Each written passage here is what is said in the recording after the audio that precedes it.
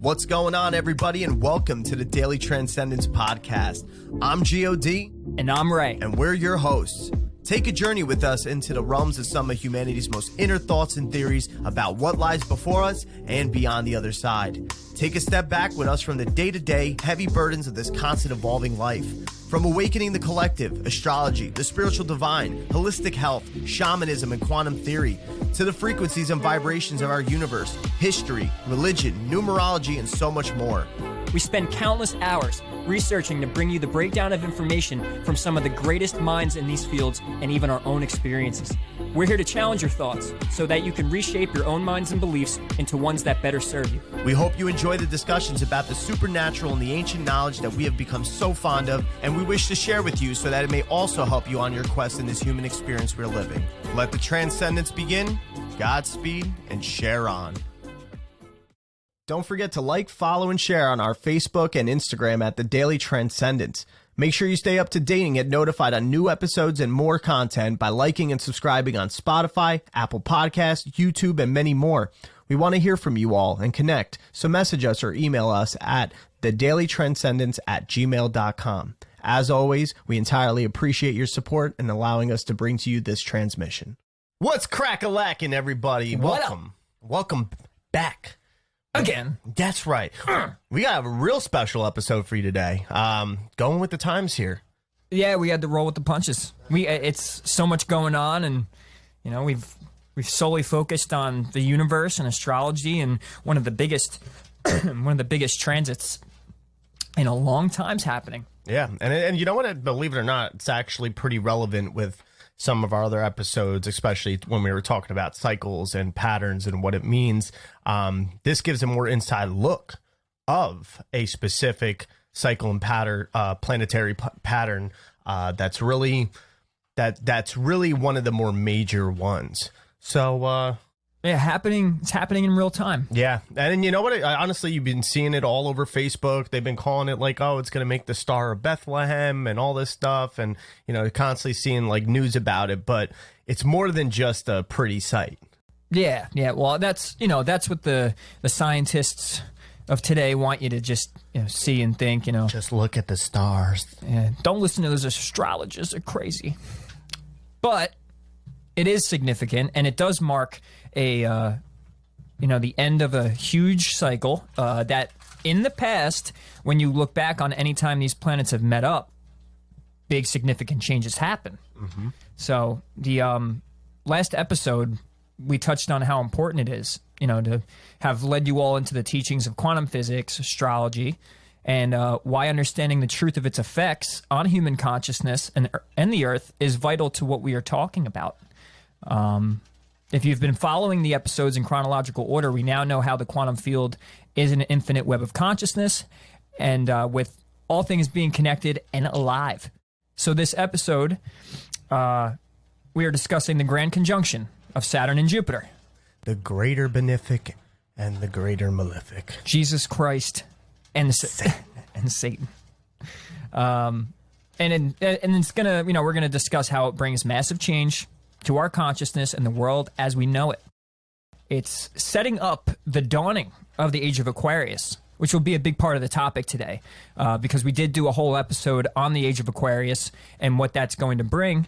And a lot of astrologers are saying that this marks the dawning. This marks the beginning, the official beginning to the Age of Aquarius. So we will go into the dynamics of these planets and why they're so important, because it signifies revolutionary change for society at large.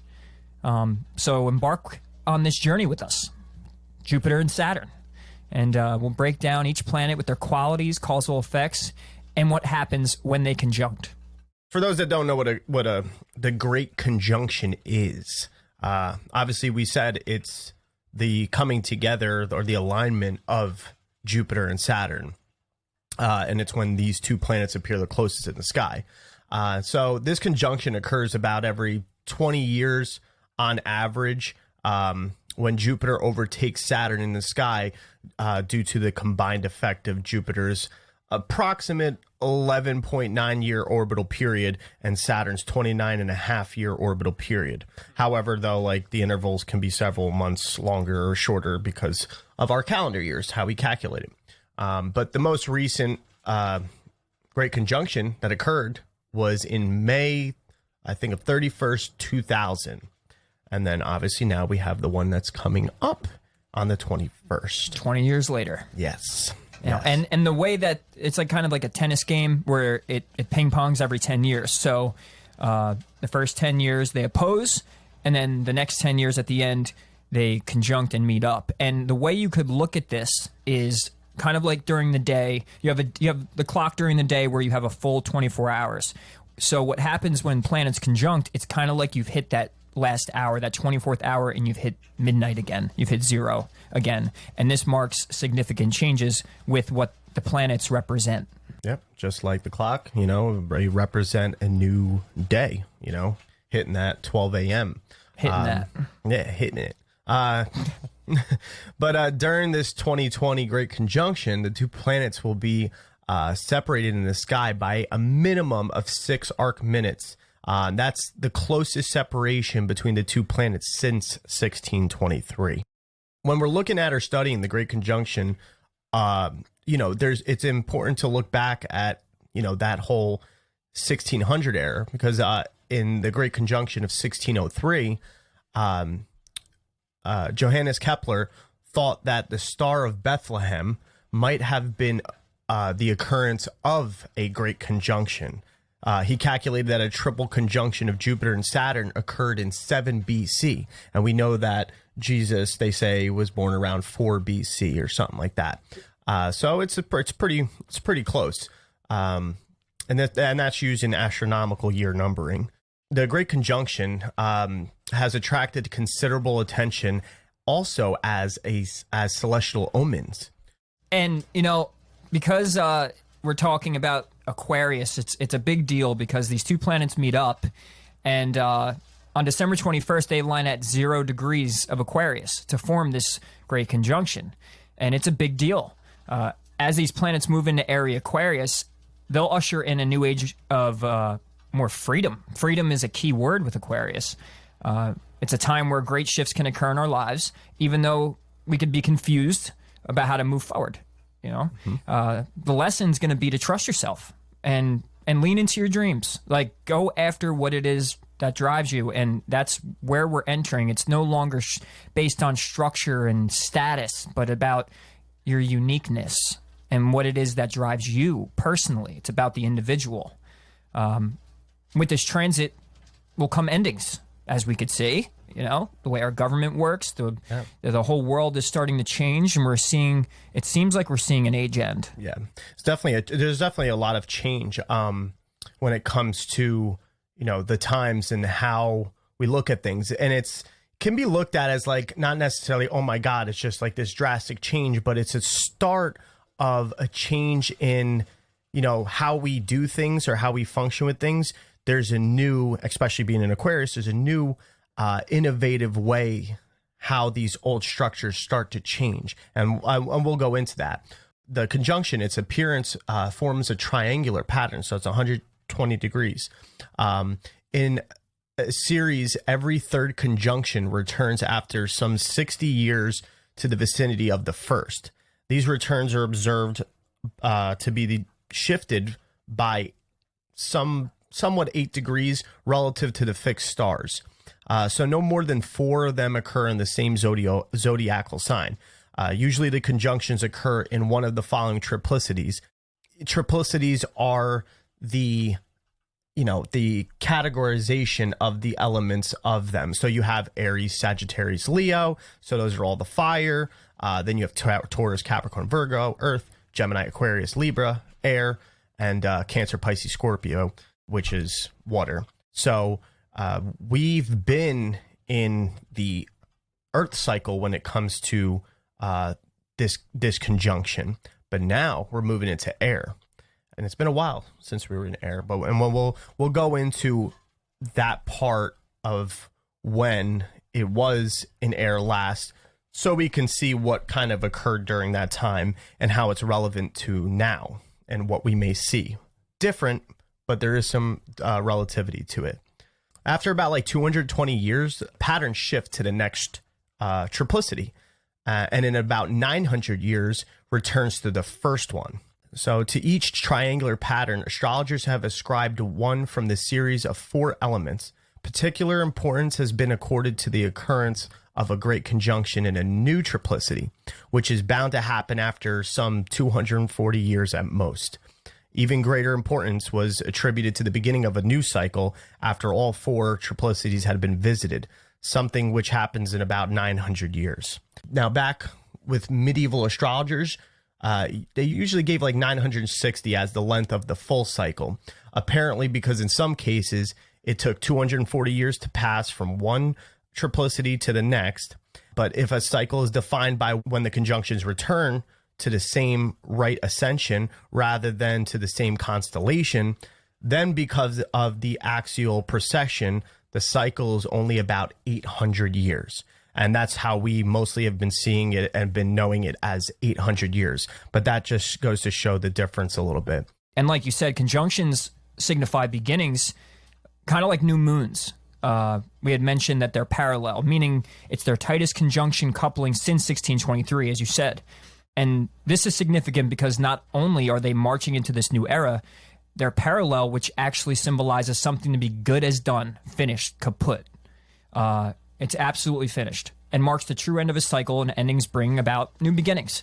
So we have these 2 planets at their tightest conjunction in almost 400 years. With this, we march into the new era ruled by air signs. So the sun will be at 0 degrees Capricorn on this day, also shifting the seasons, this being the winter solstice. The polar opposite being Cancer, the summer solstice. So it's the shifting of the seasons. The sun will parallel to Pluto, which symbolizes power. We could see this as power to the people, considering the Aquarian-themed conjunction. Power to our communities and society. The universe wants to give power to the individual.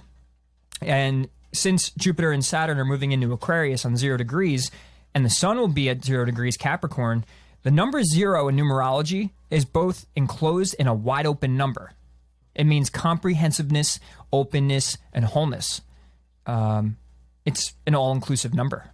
So this is another sign that the universe is blessing us with this energy, not only for openness, but that we can do anything together. Aquarian rules togetherness. We're here to honor our individual uniqueness, but then to share it.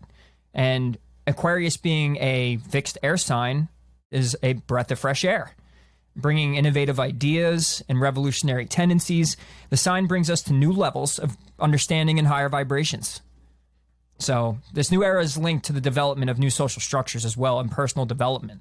It can indicate a new, higher social order. I know that everyone's scared of the New World Order. Yeah. With the Saturn Pluto stuff going on all year, there's been a lot of fear. That brings a lot of fear, and all of 2020 had Saturn Pluto stuff going on. So, you go on YouTube and you find a lot of these conspiracies, and you find a lot of things going back and forth about what people think about, say, the vaccines, or what they think about with the government, and they think about the New World Order. And it's, at this point with Neptune in Pisces, you cannot believe all media. You have to follow the facts, North Node in Gemini. Mm-hmm.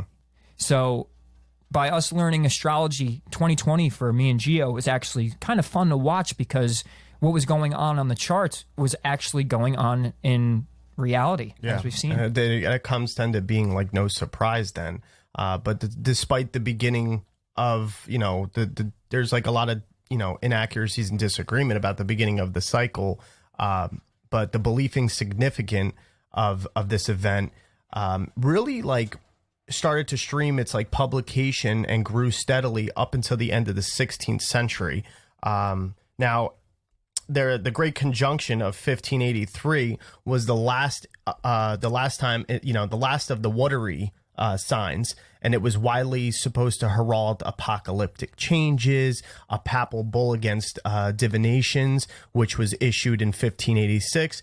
And as nothing really significant had happened by 1603 with the advent of the new triplicities it was in, the public interest started to die in it. So it ended up, it was a bit, used to be a big deal back then, around, leading up to the 16th century. But then after that, it kind of like faded off. But now, as we've seen, I mean, probably even up until, let's just say the 50s and 60s. I want to say the 60s because that's when astrology kind of started gaining its momentum back. Then we started looking again and really coming out as far as the importance of this event.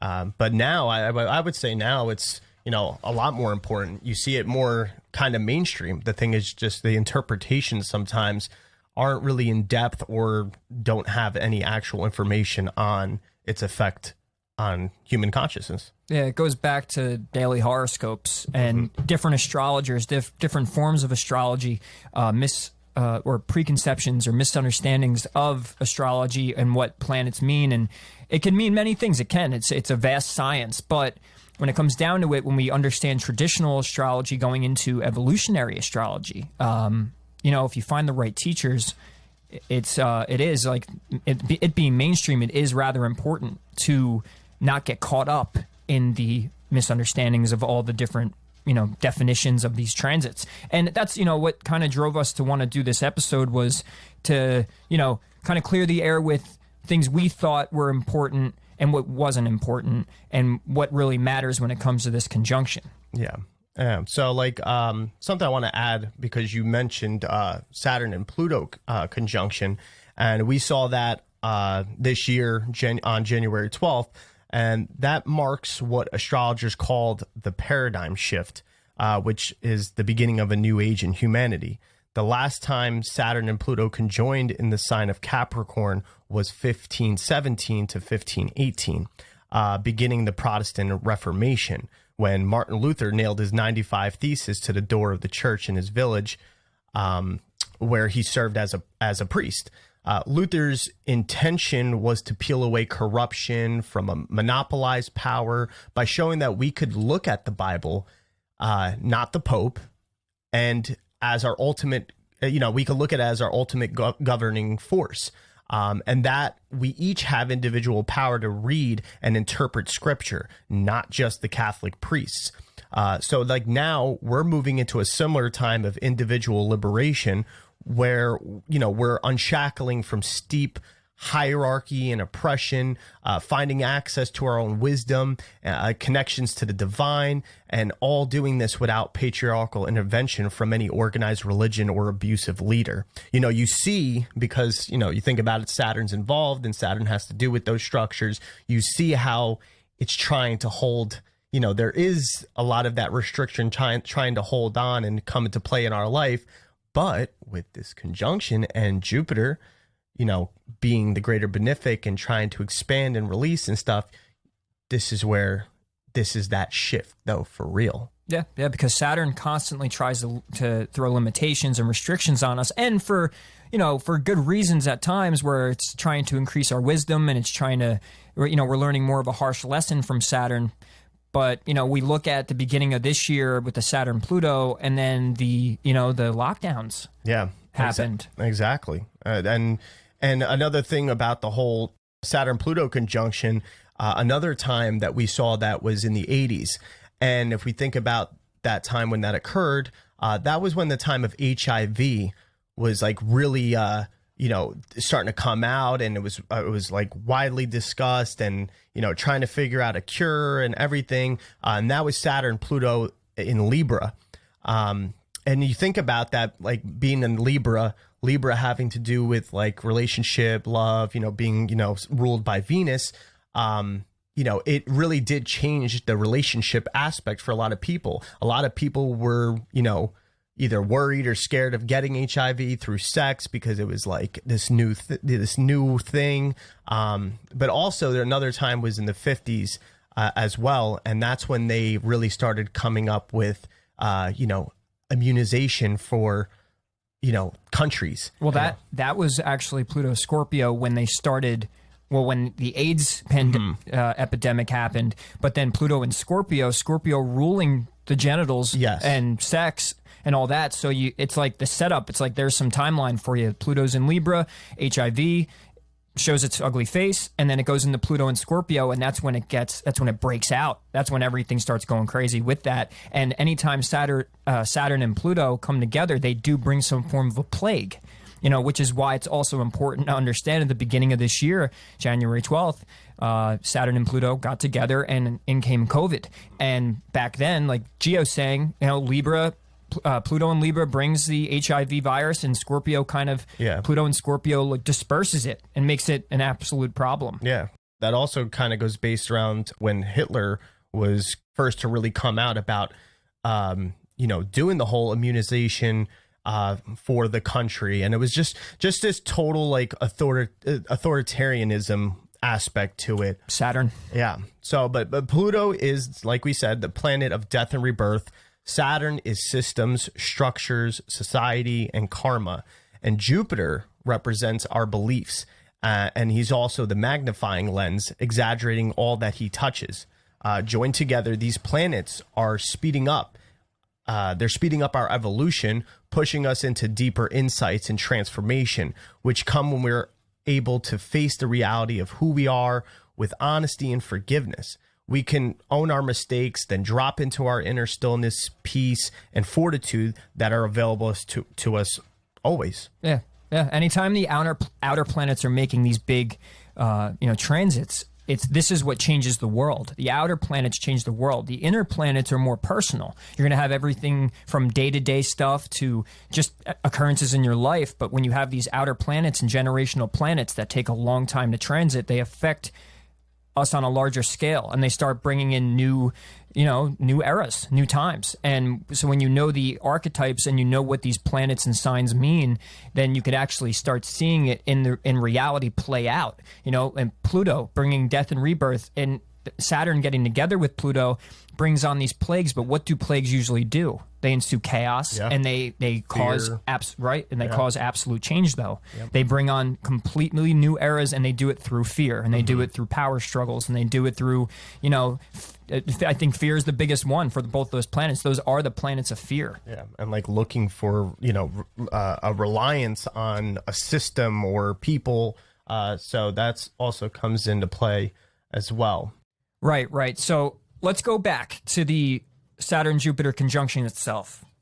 Break it down for everyone here. Yep. So the conjunction, as we said, happens every 20 years.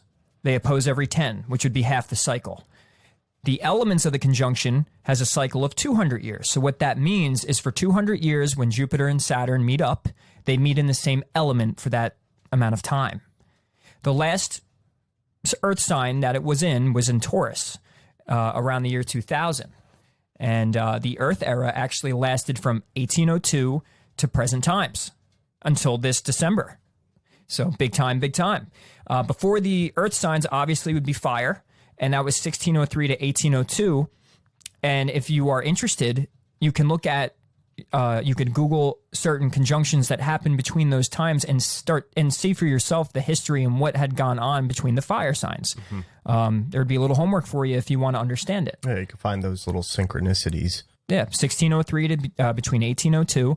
And then when you look up the conjunctions and their dates between that time, look at the events. And this is how you could tell or see what astrology brings and how it marks times for us, significant times and events. Yeah, look into that Jupiter, Saturn archetype, and then also the, fire sign archetype, depending on whatever sign it is. Right. The sign and the element, and then what events were going on at that particular point. Yeah. Now is the era of air, because on December 21st, they conjunct in Aquarius, which is fixed air. The next coupling would be in 2039 in Libra, which is cardinal air. So why do I bring up the shifting of the elements, and why is it so important? Well, let us start from where we've been in the Earth sign conjunctions and where our earthly progressions were. So anytime that these conjunctions happened, we had a focus of wealth creation, material security, resources, land development, land settlement, and material goods. Those being many of the positive implications within these earthly-based progressions. We've also seen the shadow of that. We've seen exploitation of people, exploitation of the environment, exploitation of our health and well-being, the destruction of and extinction of animals and species, the loss of rainforests and forests in general. So you see, like, those are all very earthly things. And now we're transitioning, so it's like as if we completed that cycle. It's now time not to focus on that. It's time for us to work things out in other ways because that has run its course. Also a time where they really came into figuring out like that wealth status was a big thing as well during that 1603, 1802 time frame, all in different ways. Yeah, Capricorn ruling status, as you could see. So like Capricorn ruling status and somewhat of using wealth as your source of power, and then Taurus actually ruling money and values and things like that, ruling farming and land and all that. And that's what we mean by that. And then like the other side of it, the like exploitation of people, like you even see how that came into like more towards the end, how it kind of brought in before it switched over to the next sign. It kind of came into, like exploitation of people where, that was the beginning of really, being for slavery. You start getting into that century, as it's ending. Right. So, but there's just ends up being a new element to it. And because you break down the earth signs, you have Taurus being value and land and all that. Capricorn status, exploitation of people. I mean, Capricornian stuff would be, or Saturnian would be exploiting other people for the sake of, gaining status. Yeah. It's the left-hand path. It's Baphomet. It's Satan. It's the devil. Left-hand path. So Capricornian stuff rules that. Not that Capricornians are the devil, but they are the archetype of the devil. Virgo would be the other earth sign, and that rules health. Our health and our medical fields and stuff like that, and the development of all that. So the past 200 years, that's what we've solely focused on. And definitely when we would go through these conjunction points, we would see peaks and destruction around these certain things, or changes, transformations. Going into more of the minute detail of these things. Yeah, because that's on the clock of the sky. That's what time it is. That's in the development of human consciousness. That's where we were the past 200 years. It's what needed to happen in the divine order. So now that we understand that, I'm going to go into the air era after this, but I really want to understand with everybody what Saturn and Jupiter mean in their own way, what they mean specifically. What do they represent in astrology? So let's start at Saturn. So Saturn is the ruler of Capricorn. In Greek mythology, he's Kronos, which is one of the Titans, and the father of Zeus. Kronos ate his children, and I like to bring up the child trafficking. Look at how that whole big thing, that was a huge. What was that? What was like the dresser? Selling Wayfair. kids and Wayfair. Yeah, it was all that shit. Not that that's funny. Everything, but yeah, there was a big self-awareness about it, and I think wasn't that also during the whole Saturn Pluto as well, like coming towards the end of that cycle? Yeah, it was being revealed. It was that hidden.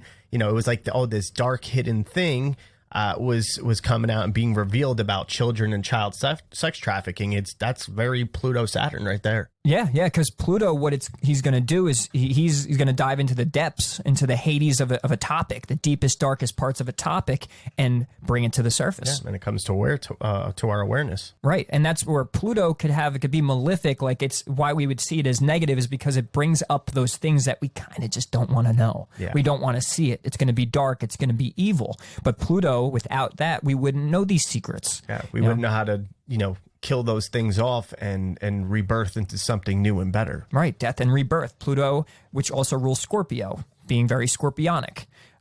So that's I wanted sexual. Yeah, and sexual too. Yeah. Not the kind of sexual you really want, but no, definitely the more the dark side of sex. Actually, Leo in the 5th house is the pleasurable sex, but when it comes to Pluto and Saturn, yes, we had a revealing of child trafficking. I know many of you most likely know of adrenochrome, and basically when these children would be kidnapped, there was theories of they would extract adrenaline from the bottom of a child's spine, and they would put it in a vial, and it would be a drug. And a lot of these, according to the theories, a lot of these Saturnian people, a lot of these people in power and with status were a part of it. Pizzagate, Yeah. There were the Clintons were mentioned, the Epstein trials and all that, and all that was bringing it up. So all of that is, yes, very Saturnian, meets Pluto, Saturn in Capricorn. It goes along with them holding that stature and power because of the fact that, the whole adrenochrome thing, when it comes from a child, it's more pure, it's more potent, apparently. And so it's said that when these, I'll just call them the 1%, were taking this adrenochrome, it gives them longevity, like youthfulness, able to be more regenerative. And why would they want to do that? Well, they want to continue maintaining power and maintaining that hierarchy. Yeah, and to get even weirder, youth. Well, and to get even weirder and deeper is to extract the sexual energy from kids. That playing a big part. I know a lot of you guys also know the reptilian theory and how they feed off our fear and feed off our energy. And there is a topic going around of sexual transmutation, sexual energy being shared.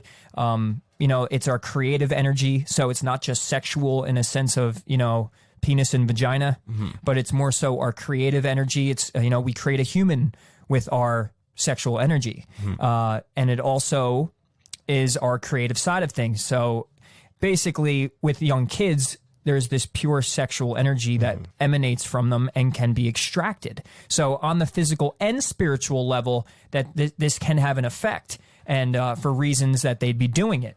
So back to the Saturn story here. So now I repeat. Saturn's Kronos, which is one of the Titans and the father of Zeus, but Kronos ate his children to prevent himself from being dethroned as the king of the gods. So, what's he associated with? He's associated with restriction and limitation, where Jupiter expands. Saturn constricts. Although the themes of Saturn seem depressing, Saturn brings structure and meaning to our world. Saturn knows the limits of time and matter. Saturn rules time. That's Chronos, chronological, where that word comes from. Anything with chrono in it would... Synchronization. Yes. So Saturn rules time, or Chronos rules time. Saturn will remind us of our boundaries, our responsibilities, and our commitments. It brings definition to our lives.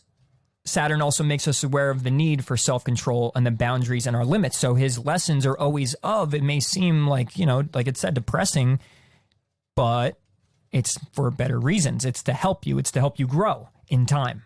Yeah, give you that structure. Saturn is also often associated with our fathers or father-type figures or authority. And in childhood, the discipline, rules, the regulations imposed on us by our authority figures, from parents, teachers, and those of the like, were not always pleasant, but they actually helped us to understand the world around us. Similarly, Saturn's lessons actually help us to grow.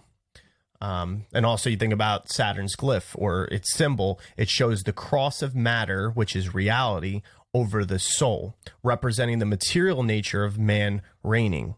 Note that the symbol of Saturn is also the symbol of Jupiter, just inverted. How ironic. Greater malefic and the greater benefic, like I said earlier. Opposites. Yep. So Saturn takes approximately 2 to 2.5 years to transit one sign. What's ironic is its connection to the moon, as if the moon takes 2 to 2.5 days to transit a sign. Saturn is that in years. There's a big Saturn-Moon connection, which will be discussed eventually. Maybe not in this episode.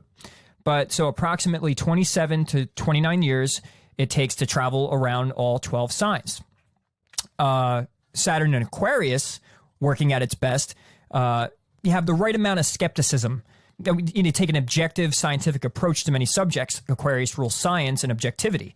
And in a sense, higher knowledge as well, but Saturn will give that restrictions, limitations, but for the sake of, gaining the right knowledge and the right wisdom. Still, we learn much from Saturn's position as it shows us some of our fears. With Saturn in Aquarius, the first half of life, we might seem difficult getting close to others. This would be people with the sign.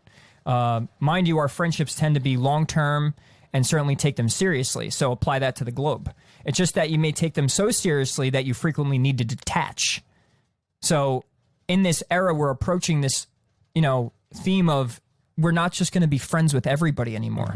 Saturn ruling status and ruling things that further our development in a serious manner with rules and regulations, you place that in Aquarius, and that's going to give us this limitation of the people we spend time with. That's Are right. these people going to play a role in my development, and will they increase my status, or will they play as an anchor? Yeah. Saturn's going to keep a close eye. Exactly. We're creating more of an awareness and a focus on what our boundaries actually are and establishing those boundaries. Now you could go either way with it depending on how you balance your energy. Either they're healthy boundaries or you may have real toxic boundaries, but that's for you to be able to understand. And there's a lot more in the astrology that shows you how that comes into play with, who are you actually? What is really important to you? So, yeah. And it's unlikely that you consider acquaintances friends anymore because you're going to have a strict definition of what a friend really is.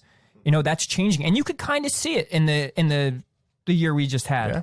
Yeah. Like I've experienced it definitely for sure. Right. With certain people. I know many of you probably have had personal experiences of you've probably had some friends drop off, and it's just because you don't vibe anymore. It's just not meant to be. And this is one of those, times in astrology where it's very cryptic and it's going to eliminate things that do not play a purpose. And if anymore. you're aware of that, then you actually, instead of taking it as this, terrible thing or this unfortunate thing, you can then start seeing it as something that may be more necessary in your life, but better be able to adapt and evolve. Right. And I mean, this may cause some difficulties moving out of our comfort zones, and definitely more socially more than anything. We could feel mistrusted of groups, crowds, networks. You see a lot of this red, blue, BLM, all this stuff going on. We're getting divided by politicians. Yeah, not trusting the news. Networks. And however we take on the responsibility of a friend, we'll take it much to heart. Be very steadfast and loyal if we do find those right people. So it's kind of like one of those things where you have maybe less friends in this age coming up, but they mean something. The acquaintances and the meaningless friends that do not play a purpose in your life are not really going to have a role anymore. It's time to clean out what is not needed anymore. This goes all the way up to government structures. It goes up to corporations. It goes up to the way our money is handled, considering Uranus and Taurus, having alignments to this placement as well. So we might avoid taking on too many of these fanciful dreams we have, our plans for the future. We're going to really sit back and think, and this is according to what this transit says. Preferring really not to count on something that hasn't happened already. That's very Saturnian. Yeah, no fortune telling or trying to project, so much into the future either. Yeah, we'll be very selective. And not only who we get close to, but which the dreams and hopes we have, and where are we going to invest our energy? Ask yourself that, and because you figure with this pandemic and you figure with the job shortage now and the way our currency is shifting, it's like everything is now important that you decide to put your energy into, because every move is kind of vital at this particular turning point. This pressure does it starts to release, and we're more likely to thrive then at that point. Feeling alienated can lead to a vicious circle that leaves you feeling even more so over time. But you do have to watch for these kind of tendencies. But Saturn's gift is the pressure that keeps us focused on our path. Its seriousness, like the sign it rules, Capricorn, comes from knowing that some goals require us to plod through dread to generate more inner discipline. Jupiter balances this out with faith and optimism and trust, and that all hard work will pay off. Saturn doesn't promise success, but by laying out the steps and sticking to the path despite the distractions and doubts, you do start to gain Saturn-approved mastery regardless of the outcome. Yeah, it's the path to unshakable self-esteem. Yeah. Saturn's influence may seem heavy and limiting. It's for good reasons. When you toss up your hands and claim to be overwhelmed, inert, depressed, you give up. That's a Saturnian lesson, usually when you've hit that point. And usually that's when things break. You notice when you let things go, when you've hit this breaking point on certain things, whether it's a career you're looking for or a relationship, whatever needs to happen usually happens following that, that breakdown. You know, you think the world's going to end. You think, oh my God, how am I going to get through this? Yeah. And something always seems to come and save your ass. And by the way, that would actually be Saturn. Yeah. Saturn goes, okay, you learned the lesson. I drove you to the point of basically submission. Yeah. And then when you look back, you know, down the road, you end up looking back at that time and being like, you know what? I'm actually glad that kind of happened to me, because if it wasn't for that, I wouldn't have this, or that, or learn this and that. So, right. So it kind of like, and it plays like the role of more so like a boss, a parent, spouse, teacher, even a real strict friend. I could be real tough on Geo sometimes. Yeah, you can. You know, or like if you want, you can compare it to the punishing voice, the ego inside the mind that kicks your ass when you're laying in bed before you fall asleep and you're hit with bills and problems, and I got a wart on my fucking back. But once you've been humbled and humiliated enough, you might decide that you want to pull yourself up, that you get to that point. In your chart, the sign and house position of your Saturn shows actually where these life dramas will likely take place. So if you run your chart and you look where Saturn is and you look where the sign and the house, you'll notice where it is you'll need structure and boundaries, limits and discipline, where order needs to be made, and you're more of the realism and the maturity side of your chart. What really needs to be done in that area? Yeah, and just like a little fun fact too, since we think about Saturn and we hear restriction or cold or dense pressure and stuff like that. When it comes to medical astrology, I'll give you an example. Like, this was something that I figured out after learning a little bit about medical astrology. Now, Aquarius rules like the calves, the ankles, and the blood vessels there as well and stuff. And Saturn being in that sign actually has to do with maybe restricted blood flow and stuff like that. So like, it allowed me to gain an awareness of being like, hey, you know what? I need to watch out for the possibility of clotting or bad blood flow in my legs, make sure they're moving, elevated and stuff. And it turns out to be that, and it's funny because I actually broke my leg in that area. I had a fibular fracture. So it allowed me to be more aware, to be like, hey, I need to check up on that, because sometimes my legs will fall asleep a lot and stuff. And I actually went to the doctor and he was like, you need to get, what's it called? An ultrasound done on your legs, because we need to check your blood flow. So that's just a little fun fact there. Well, and so because you bring up medical astrology, I've had a lot of teeth issues in my life, and Saturn, considering it rules structure and it rules the boundaries, and basically in your body it rules the bones. So that means that it rules your teeth. Yeah. And the past 2 years, well, throughout my whole life, I've really had a lot of teeth stuff done, coming from both sides of my family. Mom and dad both have bad, teeth genetics. But what that did for me is, I had braces. Then the braces tore my enamel off, and then I had to get caps put on my top front 6 teeth. And Saturn being in its home sign, he's one of the strongest rulers in my chart, would say that I'd have to go through a lot of those harsh lessons. Brush your teeth 3 times a day, stop eating the sugar, this and that. It's like that parent going, you better stop eating that sugar. Your teeth are going to rot, and because Saturn does rule the teeth, that's what would happen. So, and in the past 2 years, I've had my Saturn return. And what that means is, so when Saturn comes back around to the sign that you were born in at 28 and a half, 29 years, a Saturn return's it's kind of like the final exam. It's like daddy's come back home and he's saying, have you learned all your lessons yet? So the past 2 years, I've had nothing but teeth problems. Like this year alone. Is your Saturn in Capricorn? Yeah. Yeah. Well, there you go. Yeah. So my Saturn's in Cap, and it came back this time around. My return actually was right on this Pluto-Saturn conjunction at the beginning of the year. So, and not that I had a terrible year, but let me tell you something. When it came to teeth, I had a really bad, I had to yank one because I had such a bad infection. And how ironic, Pluto rules infections. Yeah. And I had Pluto conjunct, meaning the Pluto today was in the same spot that my Saturn was when I was born. So very interesting stuff. Medical astrology is all about archetypes, and it's all about, you can learn a lot about your body, illnesses, where you'll have issues, and it's just another way to use astrology and its archetypal nature to, understand things, including your body. Let's move on to Jupiter. Big Daddy Jupe. Uncle Jupe. Jupiter is known to be the king of the gods. It's the ruler of Sagittarius. In astrology, Jupiter is the planet of plentifulness. It is tolerant. It's expansive. The first of the social planets, Jupiter seeks to insight through knowledge. Some of this planet's key words include morality, gratitude, hope, honor, and the law. Jupiter is a planet of broader purpose, reach, and possibility. Let me throw in there, Saturn also rules law. Oh, okay. So remember, because they're somewhat polar opposites. True, yeah. Saturn is like the judge in the black robe. You know, you didn't pay your fine, so this and that.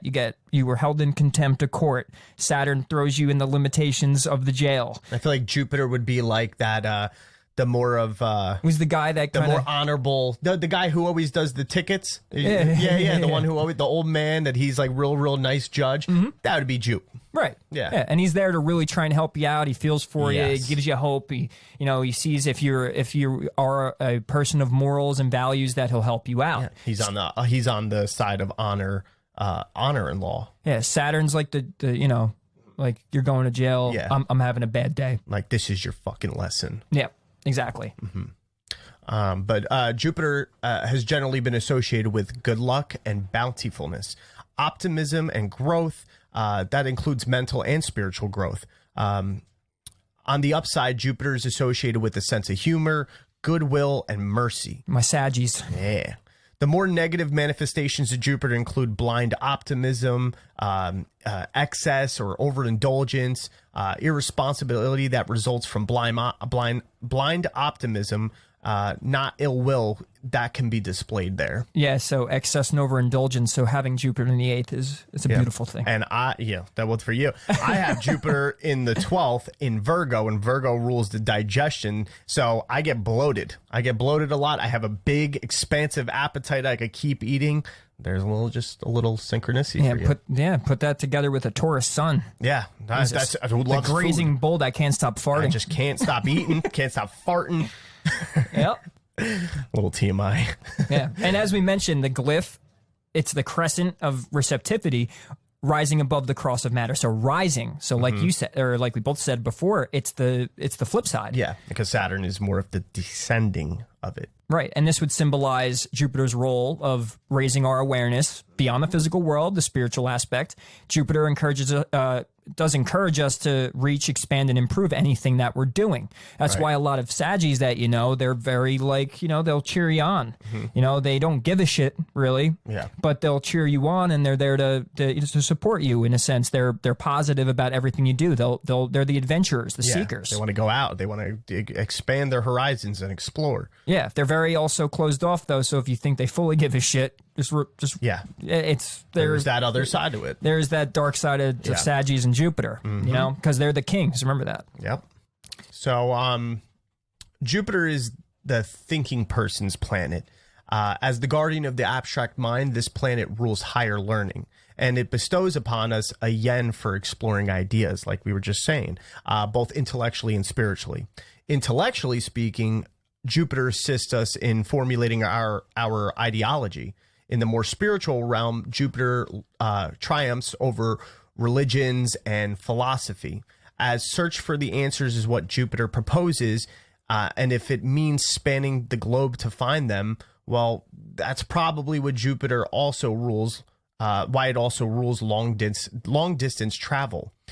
In keeping with this theme, Jupiter compels us to access our ethical and moral values, and it also addresses our sense of optimism. Yeah, luck and good fortune. Yeah. Optimism is a key word for Jupiter and the Sagittariuses. Yeah. But luck and good fortune has always been associated with Jupiter, and that's where it plays a part in Pisces, too, because Pisces is a co-ruler of Jupiter. Yeah. But, it's a kind of benevolent planet, one that wants us to grow and flourish in a positive way. Now, Jupiter is a big planet.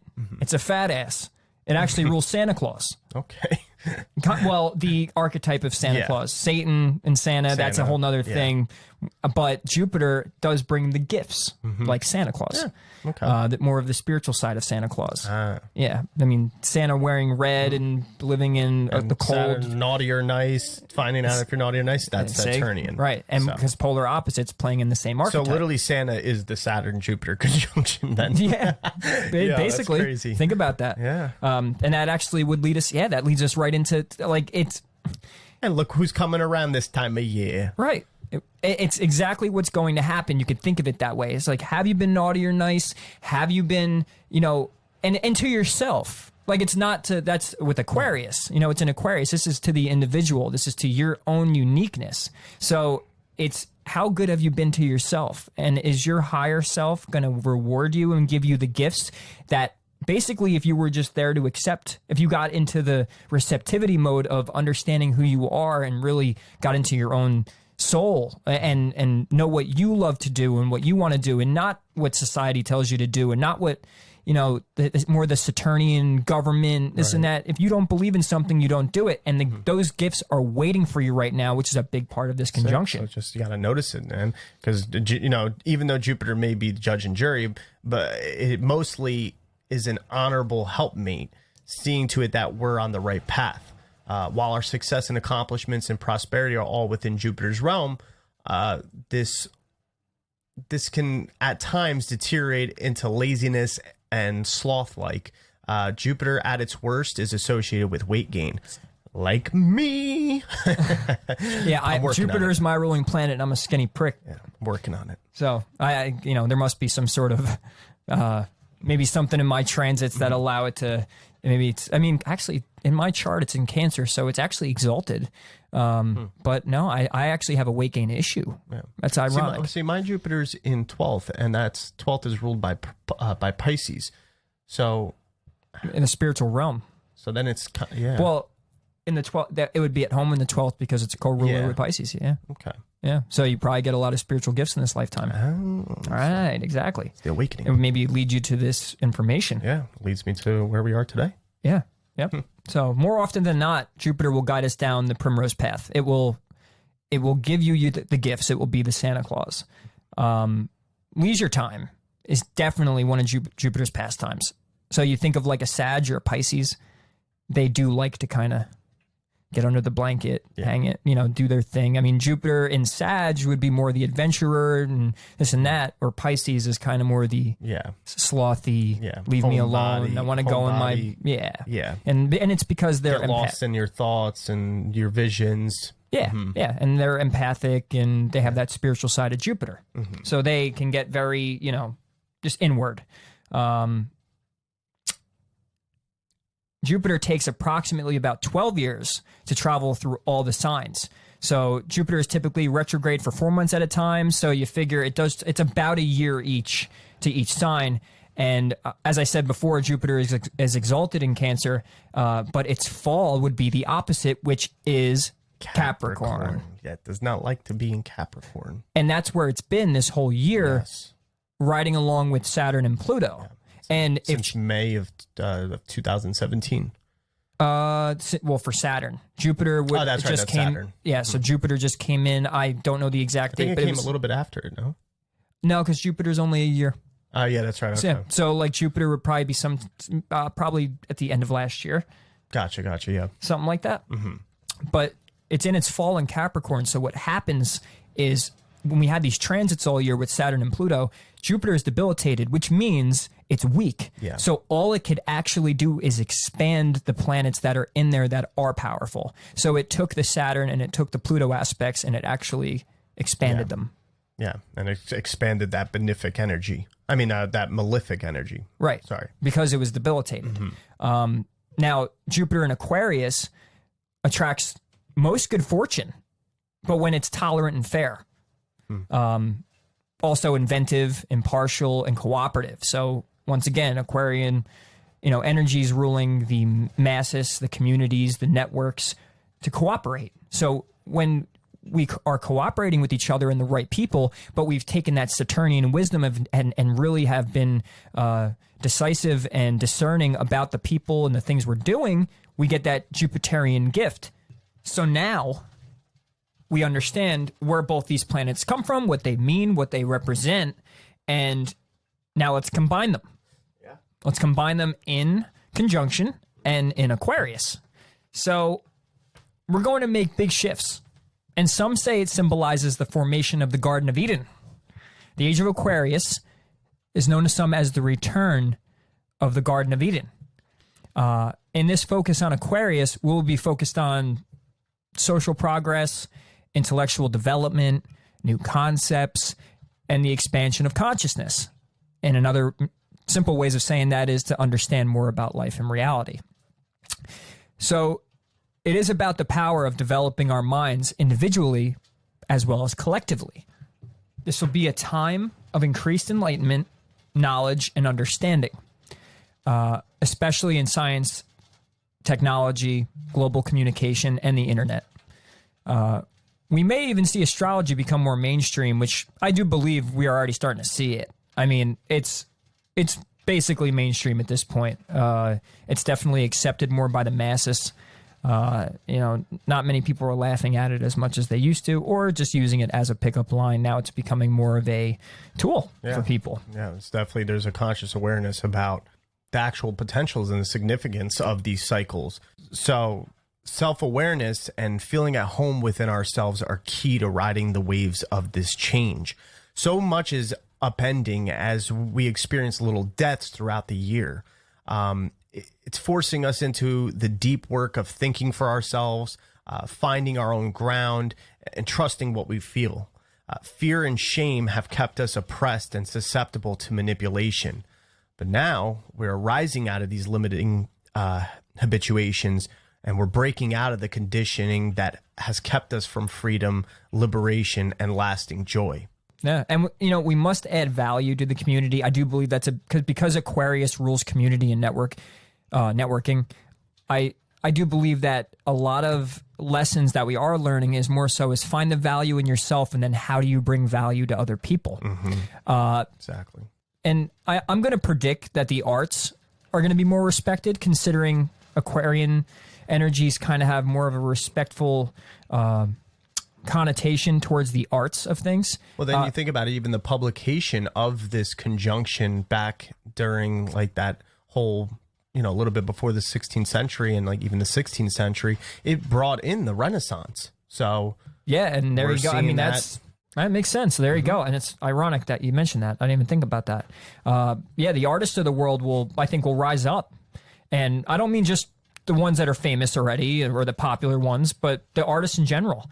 It won't be enough anymore to just make money, which would be Taurus and Cap and the earth signs, just that material success and security. I don't believe it's going to be like that anymore. That's the old paradigm. Like certifications, status, like those things are going to be less significant nowadays. Totally. Greed has been revered at the expense of all of us in the environment in the last 200 years in these earth signs. When building wealth in this new age, I think, adding value to the lives of others are going to make you the popular person. The unselfish giving people will be the ones that, bringing forth that universal knowledge and, being about, of others, but being able to do it relating to the self, doing the self work first and being able to share that outwardly and be able to, find that way of being a helpful person in the community. Yeah, and we'll raise those up, the ones that use their minds, their talent, their skills, their abilities that make improvements and impacts on the lives of others. The consciousness of greed will see its ugly face out the door, and it's about time. Yeah. This is about collective freedom, of equality and human rights for everyone. And I think we'll see an increased satisfaction of more conventional attitudes and see the out-of-date hierarchies start to diminish, old structures that prevent people from being free and prevent Bye-bye. Bye-bye. Sorry. Absolutely. No, let them have it. Old structures, I think, will prevent people from, they do prevent people from being free and who they are and then expressing that because we have to go to our job or we have to go get status or we have to get that manager position or we have to go make more money to pay off our bills and whatnot and to survive. I think that will change.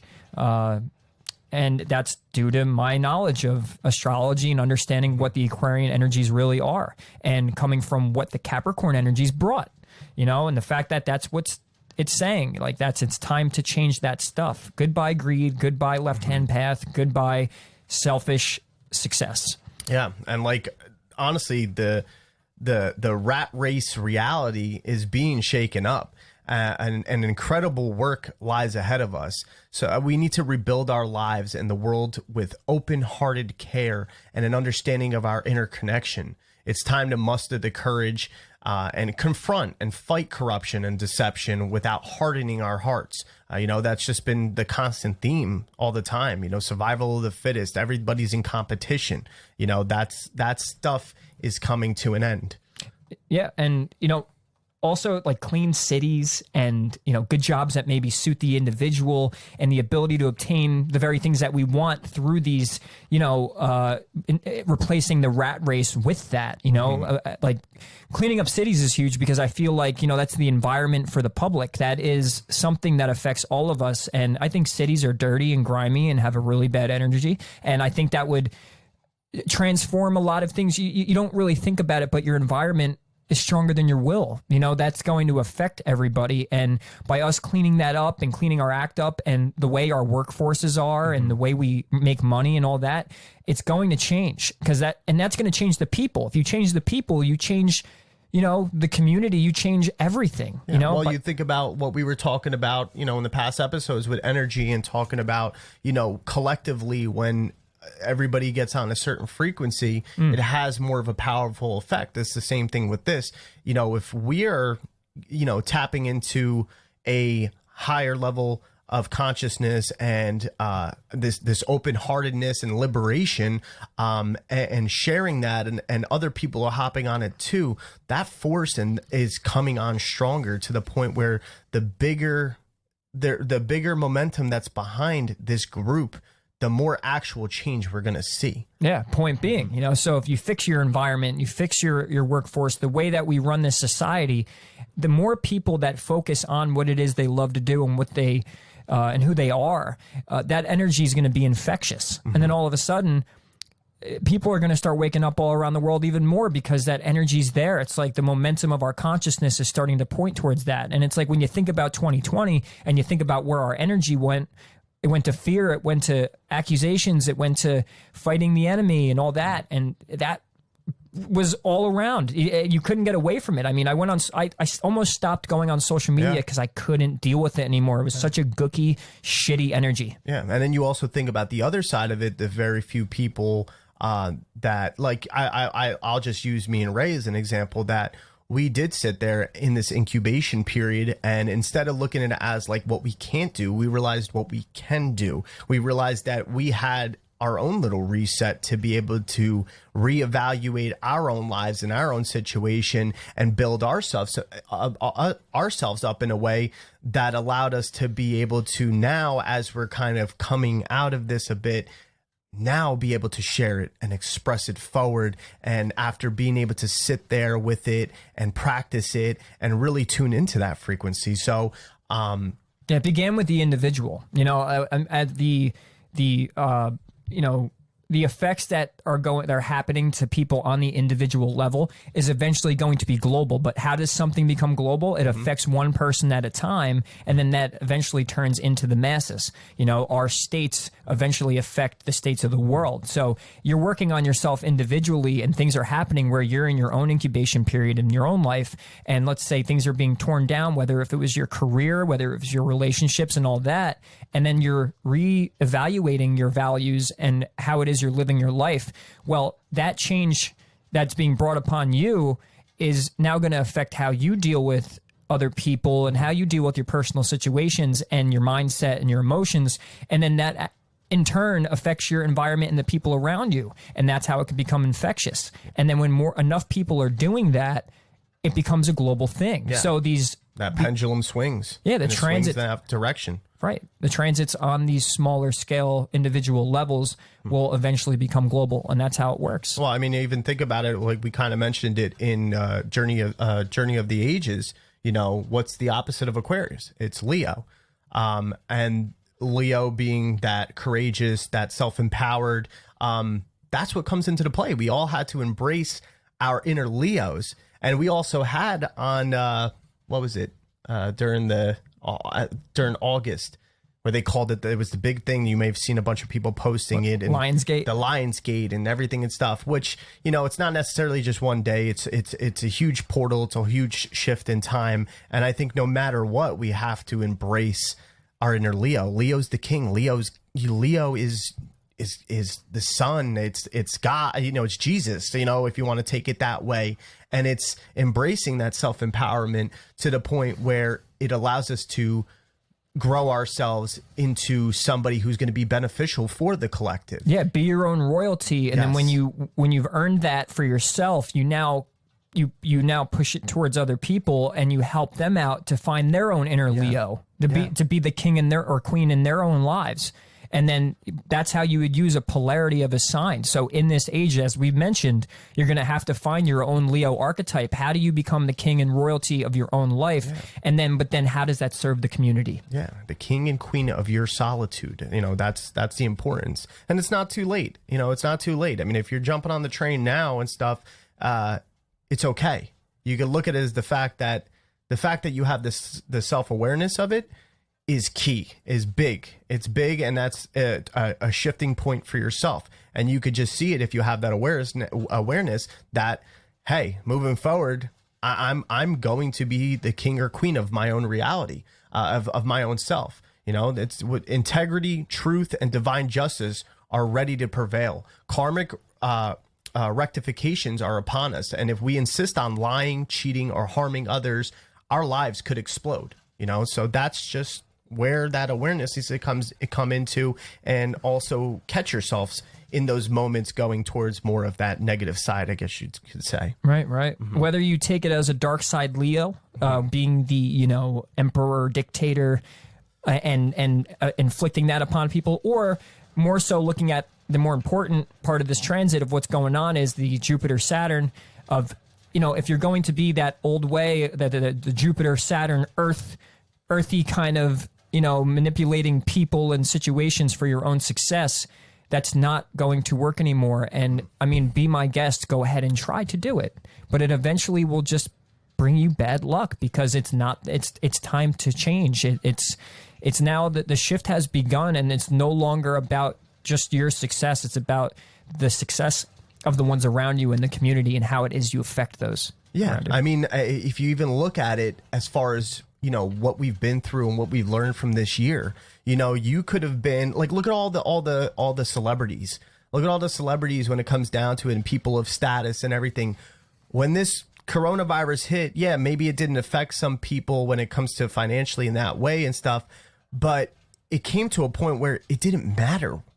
You know, you couldn't hide behind, oh, I'm this, or I'm that, or I have this many followers. Nobody cares at that point. So you could see how that narcissistic nature, or just that self-absorbed nature, where it starts going towards more of like the negative side, is no longer being embraced anymore. Now it's about those that can find that peace, find that harmony and that unity and that liberation of everybody, that are really the ones who are gaining that momentum and seeing the greater side of this.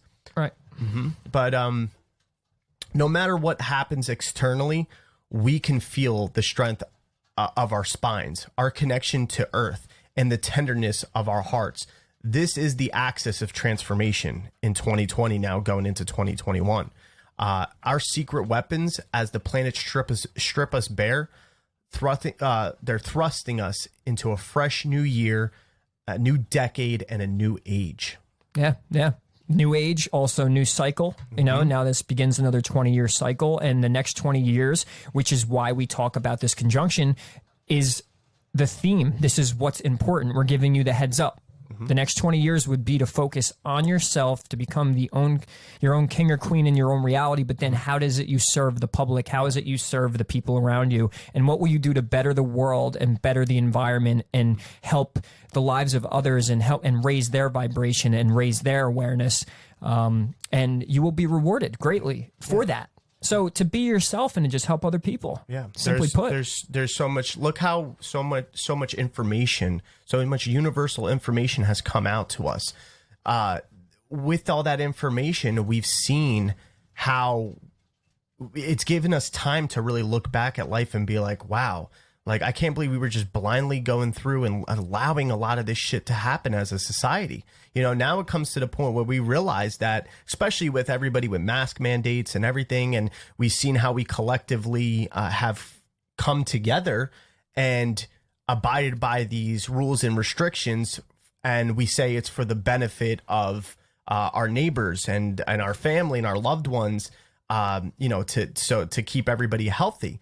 You know, if we're able to come together in that way, this has shown us that we're able to come together in another way, now knowing all the problems that we've had in our society and on a global scale, that we realize that, shit, if we could come together and do that, we could come together and pay more attention to the environment, pay attention to the homeless, pay attention to our neighbors. You know, we've saw about family, like, being forced to stay away from family, and now, we're craving that back, when we're like, you know what, like, we need to get more in touch and connect more again. So you're seeing now that right then and there. Right. And, I wanted to use a comparison on how other people may have used the past transits.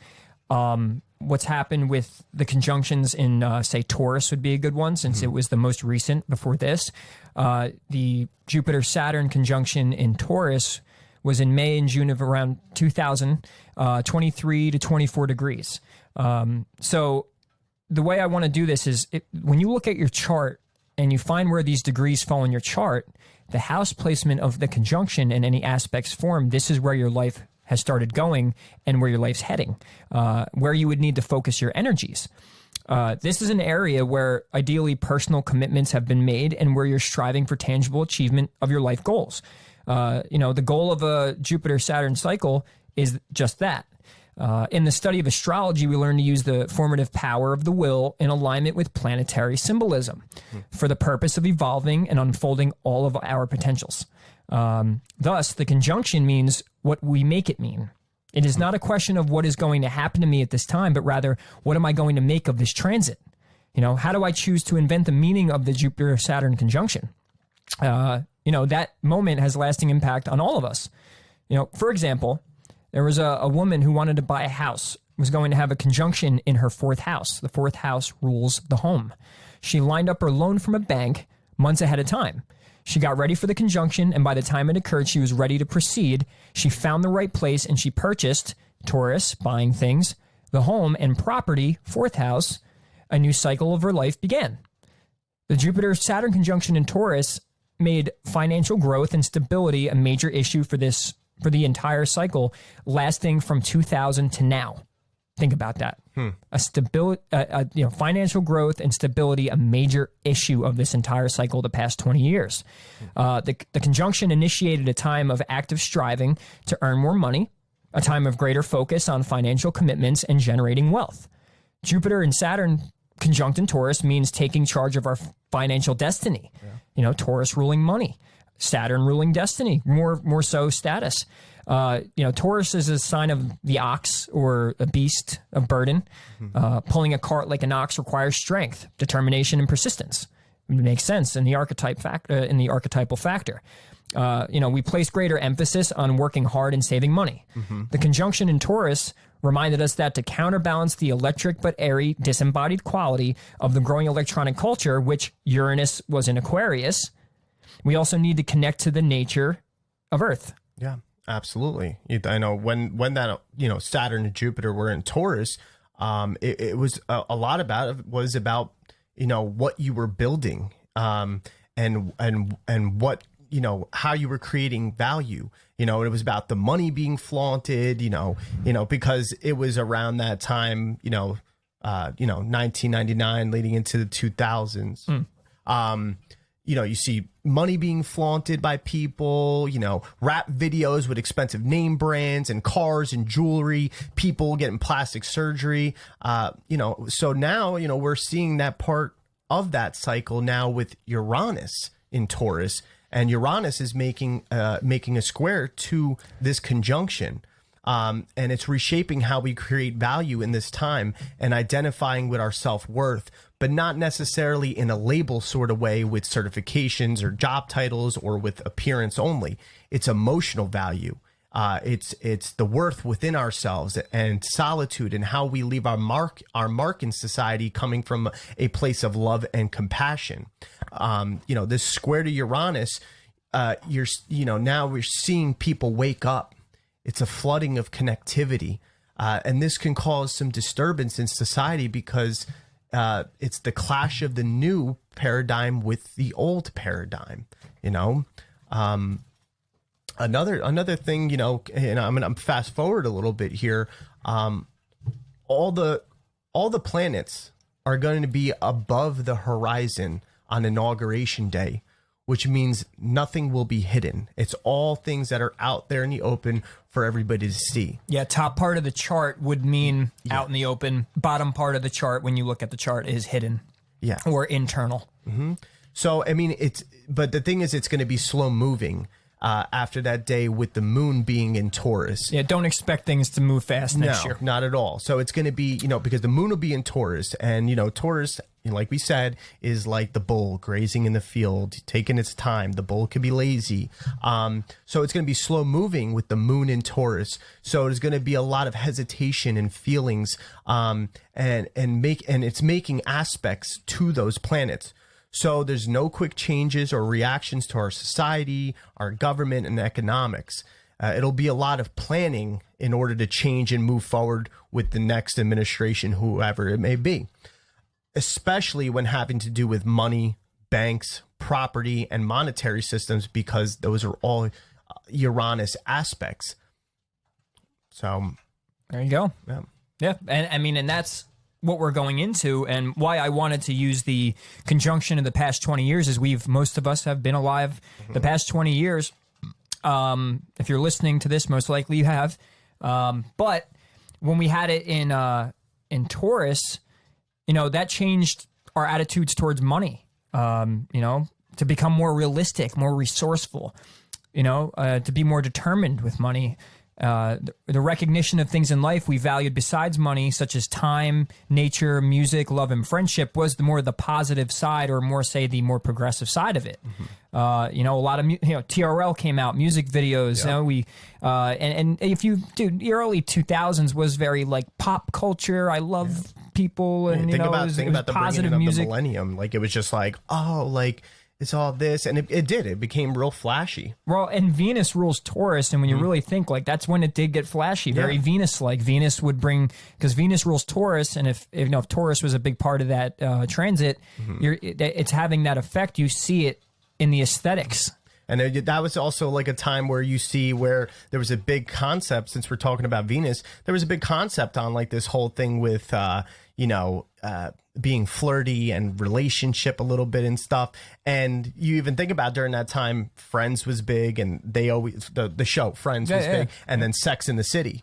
Sex in the City was a big thing that popped off too during that time. Yeah, that's like a Venus Scorpio type of thing, and Scorpio is actually on the opposite side of Taurus, which would make sense. Yep. So now so you think back, and remember, guys, you could do your own homework, and we say these things, we can't hit every corner of each part of the topics that we're talking about, but we try and give you the most important stuff.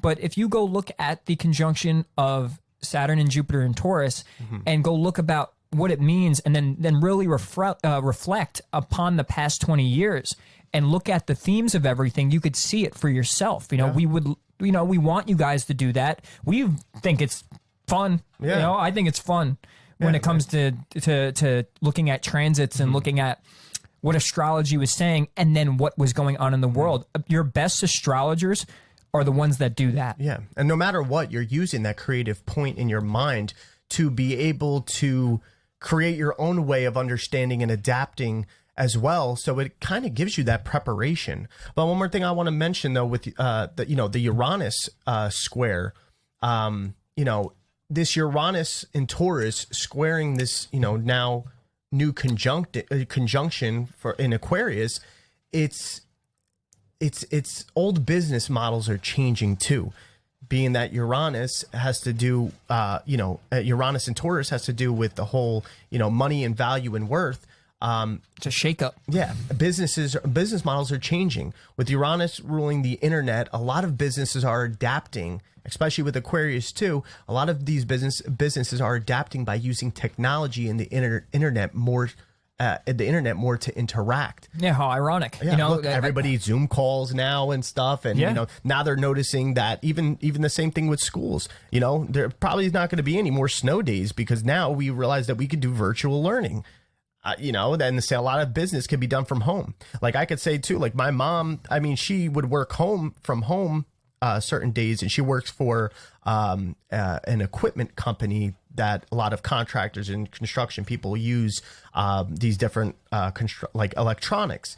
And now, even after all this, she'll be working from home. She's full time. She could do a full function of job from home on her computer.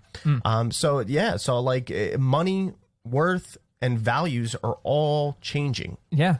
And to simplify, really think, Uranus, which is the ruler of Aquarius. Aquarius rules ether, Ethernet, the internet.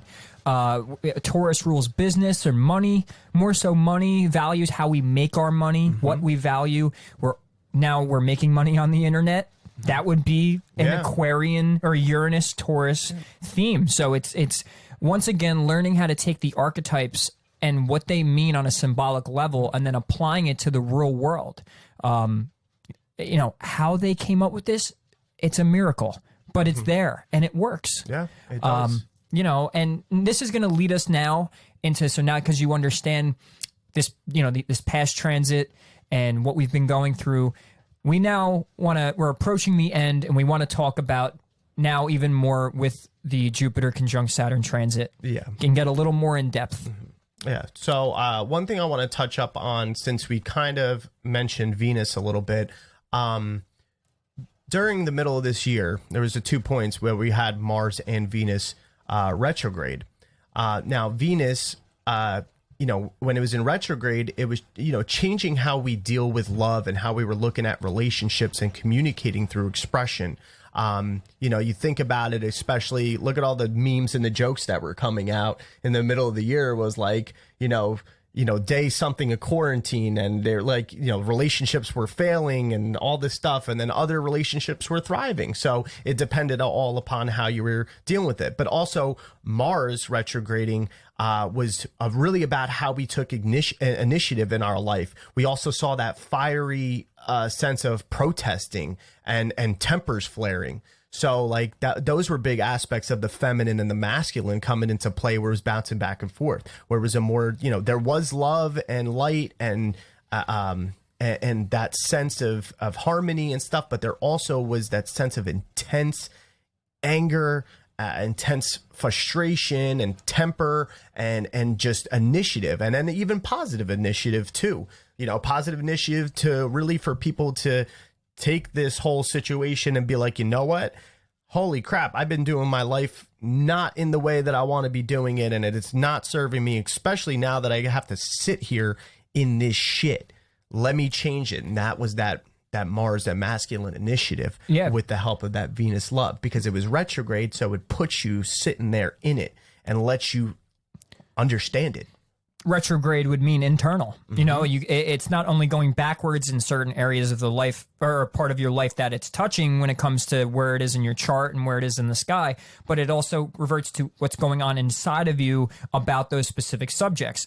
And, you think about the quarantine and, relationships, right? so if whoever you chose to be around, you were stuck around. It made you double, triple think your relationships, because it's like, can I handle this person? Do I even give a shit enough to keep them around? Or, you know, is it time for me to change? So this pandemic and this year got you thinking, because, you know, every decision seemed vital for your well-being all year. Venus ruling relationships, Mars ruling drive and aggression and stuff like that. And so, bam, the retrograde hits. So it's like, oh, well, if, you know, you're not on the right path, that Mars energy is going to build up and it's going to build up and fester. And then you're going to burst and you're going to pop. Exactly.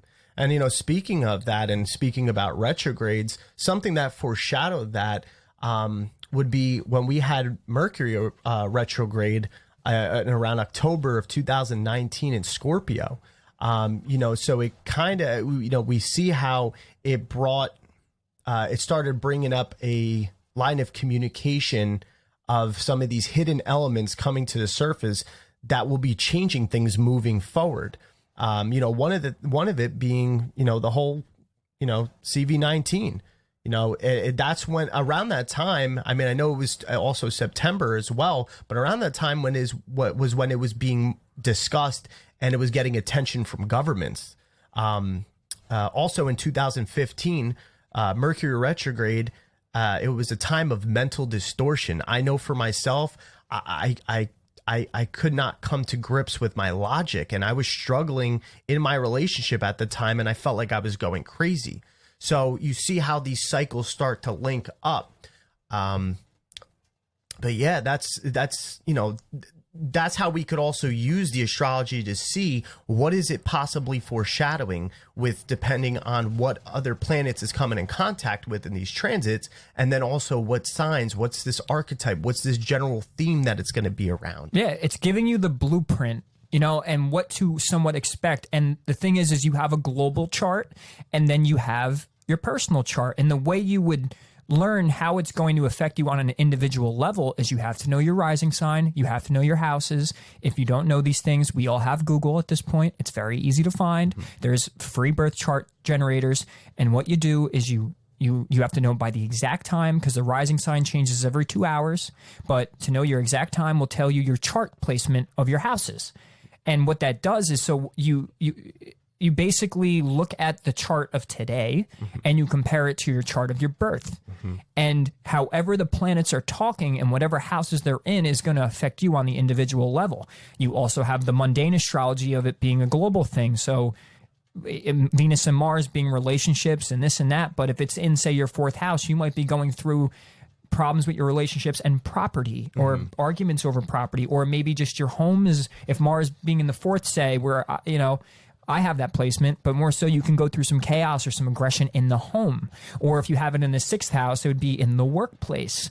You know, so if you learn to use your chart, I challenge all of you to, if you're not already well adept into astrology, learn your chart, learn where it's at, and then use this conjunction as an excuse to at least attempt to understand how to use the blueprint and to see for yourself how fascinating it is. Yeah. And if you guys would like, in the show notes, we could actually throw in some good links for you to, if you want to be able to look at your chart. You know, there's a lot of ones that we don't recommend. So if you want to get one that's going to give you maybe a good reading, we'll give you the links to them. And even there's certain applications on your phone that, you know, can help you start to be able to understand these charts. Yeah, and you know what? Let me throw this in there too, because I'm willing to do this for people. Okay. If you don't trust yourself, or say you don't really understand, or you want the real answer, I have AstroGold, which is a $200 program. Yeah. And if you send me your information, which you don't have to send me much information, just your birth time, place, whatever, if you trust that, I basically run charts and off the most professional program you could buy. It's the most expensive and most professional program. The Leo King uses it, and many other astrologers. And I can run the chart for you and give you your actual chart setup. And then on top of it, we can communicate with you about things in your chart, rather than just not only what it says, what the app says. We could even give you a good interpretation as well ourselves and communicate with things. This way, you're not just reading something, you're also hearing and seeing, what the information is being said about your chart. And then you could also see what resonates with you and maybe what doesn't resonate with you. And maybe you're having trouble understanding something and we can help you, clear that up as well. We're more than happy to do that. Definitely. And we're in the midst of also becoming astrologers ourselves. You know, we're learning this information. It's just we have such a vast amount of information that we have show notes. We have, we try to, collect as much info and express it to you in our most authentic and genuine way possible. But there's so much to learn that we actually have to note and take our time with a lot of these subjects because it's such vast knowledge. Yeah. And a chart reading like that, most people and most astrologers would be charging you. We'll absolutely do it for free for you. Absolutely. And I'll say $200 to $300 a reading. Yeah, exactly. We're not doing that. We're going to talk with you about it in real time. So I definitely think that's something, you should hop on if you want to learn or go more in depth about it. Yeah, totally in. And it's going to be a part of our shtick. It really is. Like we're going to really get involved with our fans and listeners and stuff like that. And, we want to learn together. We're all learning together. It's like, I can't express how vast the knowledge is. It's endless. Occult, astrology, psychology, all that. There's so much to learn and we could share with each other and start building that Aquarian community that we're beginning to learn about. Before we carry on into the rest of these aspects of this transit, I want to run you through a few examples of the aspects of each part of this transit, meaning, so we have the conjunction, which we're entering now, and there's some future things that are going to happen that, show up in certain timing. You'll have square aspects, you'll have oppositions and stuff. So right now is a vital time to make a decision, and I'm going to show you some examples over time in the past transits, how it affected other people. At the conjunction, a new commitment is formed. We start putting energy into a project or projects. We develop certitude that this is what we're going to do for the rest of our lives, and this is what we hope to achieve. At the opening Jupiter-Saturn square, we're going to be asked to take some decisive step towards actualizing the purpose and commitment formed at this conjunction. Very important. In the spring of 1986, Jupiter was at 10 degrees Pisces, and it was square Saturn at 10 degrees Sagittarius. There was a woman named Brenda. She had the 1981 Jupiter-Saturn conjunct her natal Venus and Neptune in Libra. She began to teach art. Libra rules art and beauty. Jupiter-Saturn was transiting her 11th house, so her teaching involved not just lecturing, but also facilitating group process. 11th house, which is actually ruled by Aquarius, group process. Then during the square in 1986, she expanded her school and went national with her work through promotional advertising and a lecture tour. With transiting Jupiter in her 4th house, she established a new base of operations, a new foundation, a new home, moving to a major city and opening 2 new centers. Natal Saturn was in Brenda's 9th house, so note that the whole cycle referred to her innate desire and capacity to teach. 9th house being ruled by Sagittarius, which is also higher learning and teachers. The opening square of any cycle is a time for decisive action, to make the dream or ambition become real, to make it happen. Also to fulfill the purpose of the cycle, the purpose that was revealed at the conjunction. So we're going through this conjunction now, and just like Brenda back in 1986, at that particular point where she decided she wanted to do something, at that first square is where she had to make the most vital decisions to make it happen. Now is the decision time. What is it that you want to do? Where do you want to take your life? What communities do you want to be a part of?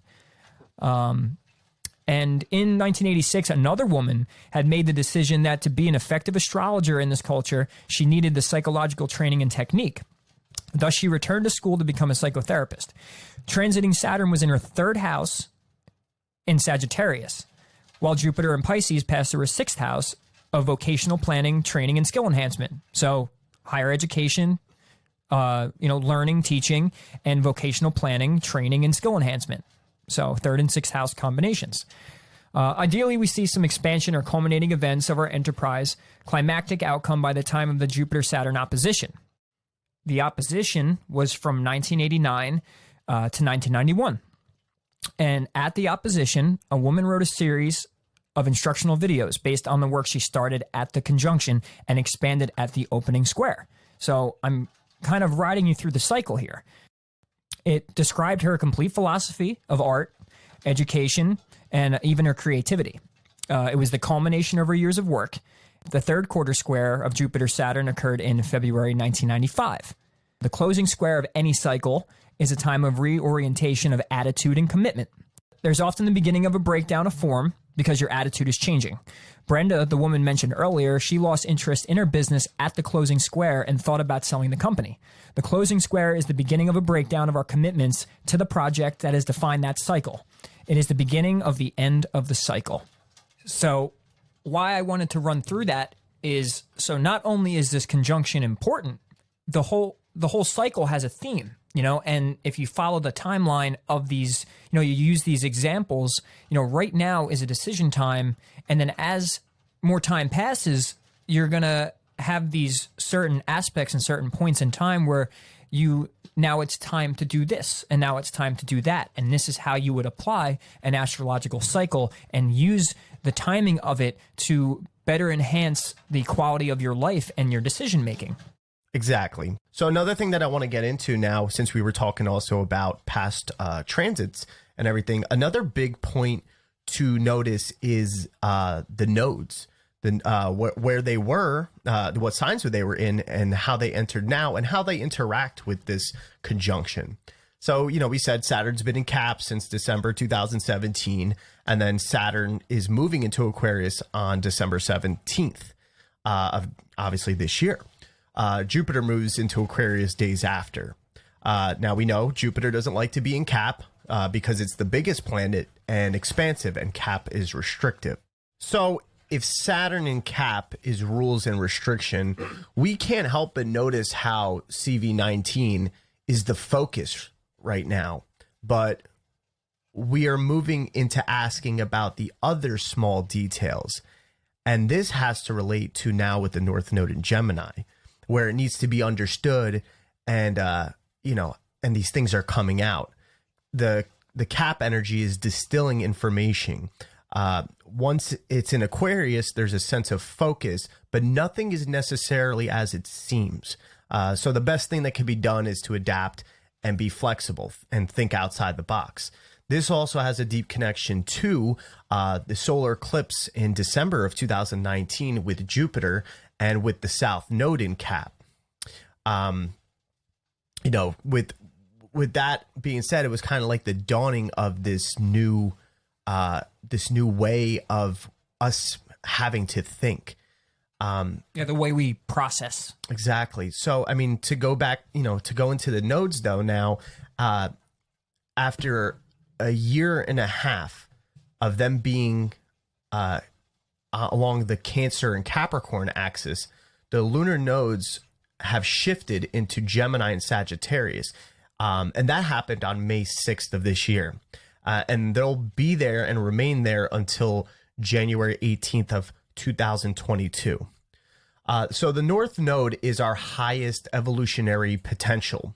While in Cancer, now this is when it was in Cancer, the North Node, we've grown into much greater emotional maturity over the past 18 months, understanding that repression is not sanity or strength, and that we don't need to pathologize our emotional expression. So the Cancer North Node has empowered the feminine, helping to usher in a more matriarchal age. Saturn and Pluto's North Nodes are also in Cancer, and we truly begin to inhabit an era of greater kindness and caring, where we prioritize relating to all beings as if they're our own mother or child, rather than over empty achievement or individual wealth. So now, we have Gemini and Sag, the North and South nodes. Gemini being the little things and details, and Sag being the bigger things and broadening exploration and expectation. So with the North Node now being in Gemini, the emphasis is on objective truth. The South Node represents the places where we need to untangle from our old karma. in Sagittarius, this means the karmic load has become heavy around lying, deception, rigid dogmatic beliefs, journalism, the media, and politics. Those are all ready to alter as we purify this axis and learn to open our minds to greater curiosity, meaningful dialogue, and a much better ability to listen. Life went from going through emotional and physical changes to wanting to know what's happening, restlessness, wanting to explore, exaggeration, focus on what's irresponsible. Also, to a focus on communication and ways of interacting, having to adapt, being clever and curious, innovative, gossip, changeable, nervous, and tense. If you think about, how just even the shift from the end of 2019, leading into this year, leading into the beginning of this year, and then even into spring of this year, you can see that how it was kind of like we just jumped from this place of really, being, having this, a real sense of emotion and a nurturing, and really stepping into that, but then going into more of the like, oh my God, what's going on? I need to find this out, and then everybody talking to each other and being curious and finding new ways, nervousness, like I said, and then just being tense. Right. And I would say with South Node in Sagittarius, it's really letting go of the self-righteous, outdated and dogmatic beliefs, like philosophizing everything, overthinking, always being busy and on the go, selfishly kind of, because the Gemini really is like, it's adaptation, your community, storytelling, teaching, openness, and some people may not think so, but honesty and communicating ideas. But yeah, so having this North Node in Gemini really is about getting down to the facts and the details of things in your own life and all that. But what's crazy with this South Node being in Sag, I must mention, is Sagittarius rules long distance traveling and flying. And the last time we had this placement was 18 years ago, because that was, it's an 18-year cycle of the nodes, and we had that TSA problem going on, the TSA situation. We saw 9/11 happen, and then bringing in of the TSA, and there was a lot of, nervousness around travel, and it became more difficult as well. And, there was a lot of, that's the other thing with Sag too, you could fall into a place of delusion of thinking like, I could do this, I could do that, whatever. Like Jupiter, that excessive optimism. Yeah, exactly. There's where the Jupiter comes in of that obsessive optimism. But the thing is also with Sag, and then now having Saturn with it, is the fact where it's like, no, think again. That's not what's really going to happen. Yeah, it's about the willingness to admit that we could be wrong and understanding it doesn't mean anything about us other than we are human. It's about the fluidity of being able to change our minds, thoughts, and beliefs from one day to the next when presented with new information, Gemini ruling information, allowing and even inviting in the questioning of ourselves from other people, listening to other people's advice and guidance, accepting ourselves when we are wrong and allowing other people to be wrong and make mistakes, makes us deeply human. The most important parts are willingness to just stay open to learning, holding ourselves and each other accountable, and being open to accountability and feedback in return. Because Sagittarius is rigid in their beliefs, Jupiter ruling beliefs, Jupiter ruling Sag. So if you have dogmas or religions or if you're part of a culture or some sort of group and you're protesting and this and that, you really need to check yourself at the door, because those things are really of no importance right now. It's something that we have to shed, with that being the sign of the South Node. Yeah, exactly. So, besides the nodes, though, another big thing that just passed on the 14th here in December was the new moon total solar eclipse in Sagittarius. So we see how also that comes into play, especially with the South Node. So now, with this new moon total solar eclipse in Sag, it's very close to the galactic center. Now that's the ecliptic line, which is pretty much like the horizon and I guess you could say the equator of like the sun, where all the planets fall on. And then you have the galactic, which the galactic is the line and is the pathway of our sun in the galaxy. So then when those 2 points meet, you get the galactic center. Now, we had this new moon total solar eclipse at that, like, lined up with that center point. Now, when this happened, things happen at the speed of light when, you know, the transits pass through here. This causes a shadow at first, but then having a vision afterwards. It's about finding the truth and light from the shadows. With the eclipse falling on the Gemini Sagittarius axis during the second half of this year now, the political sphere has been ramping up with even more greater intensity, moving toward profound change. And I definitely, everybody here can agree that that's something we've definitely have seen. Oh, yeah. Yeah. So we're experiencing a flurry of information and words that are difficult to sort out. However, as the nodes square Neptune for much of the year, our path is obvious.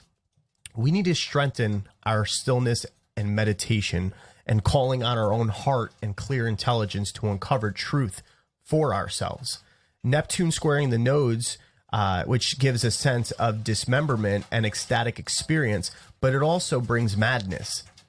With the eclipse happening with this square, there's a chance of seeing whatever it is you believe, which we've all been doing that with the news. We've seen a lot of people, the same thing, red or blue, and, people are just easily falling into believing what they're being told, and it is causing this great division. Yeah, political parties, sexual orientation, the non-binary thing going on, all of that stuff is becoming its belief systems, kind of taking people over. Yeah, and then people are doing it in a madness sort of way, where it's causing people to not even, you can't combat these people, you cannot disagree with them.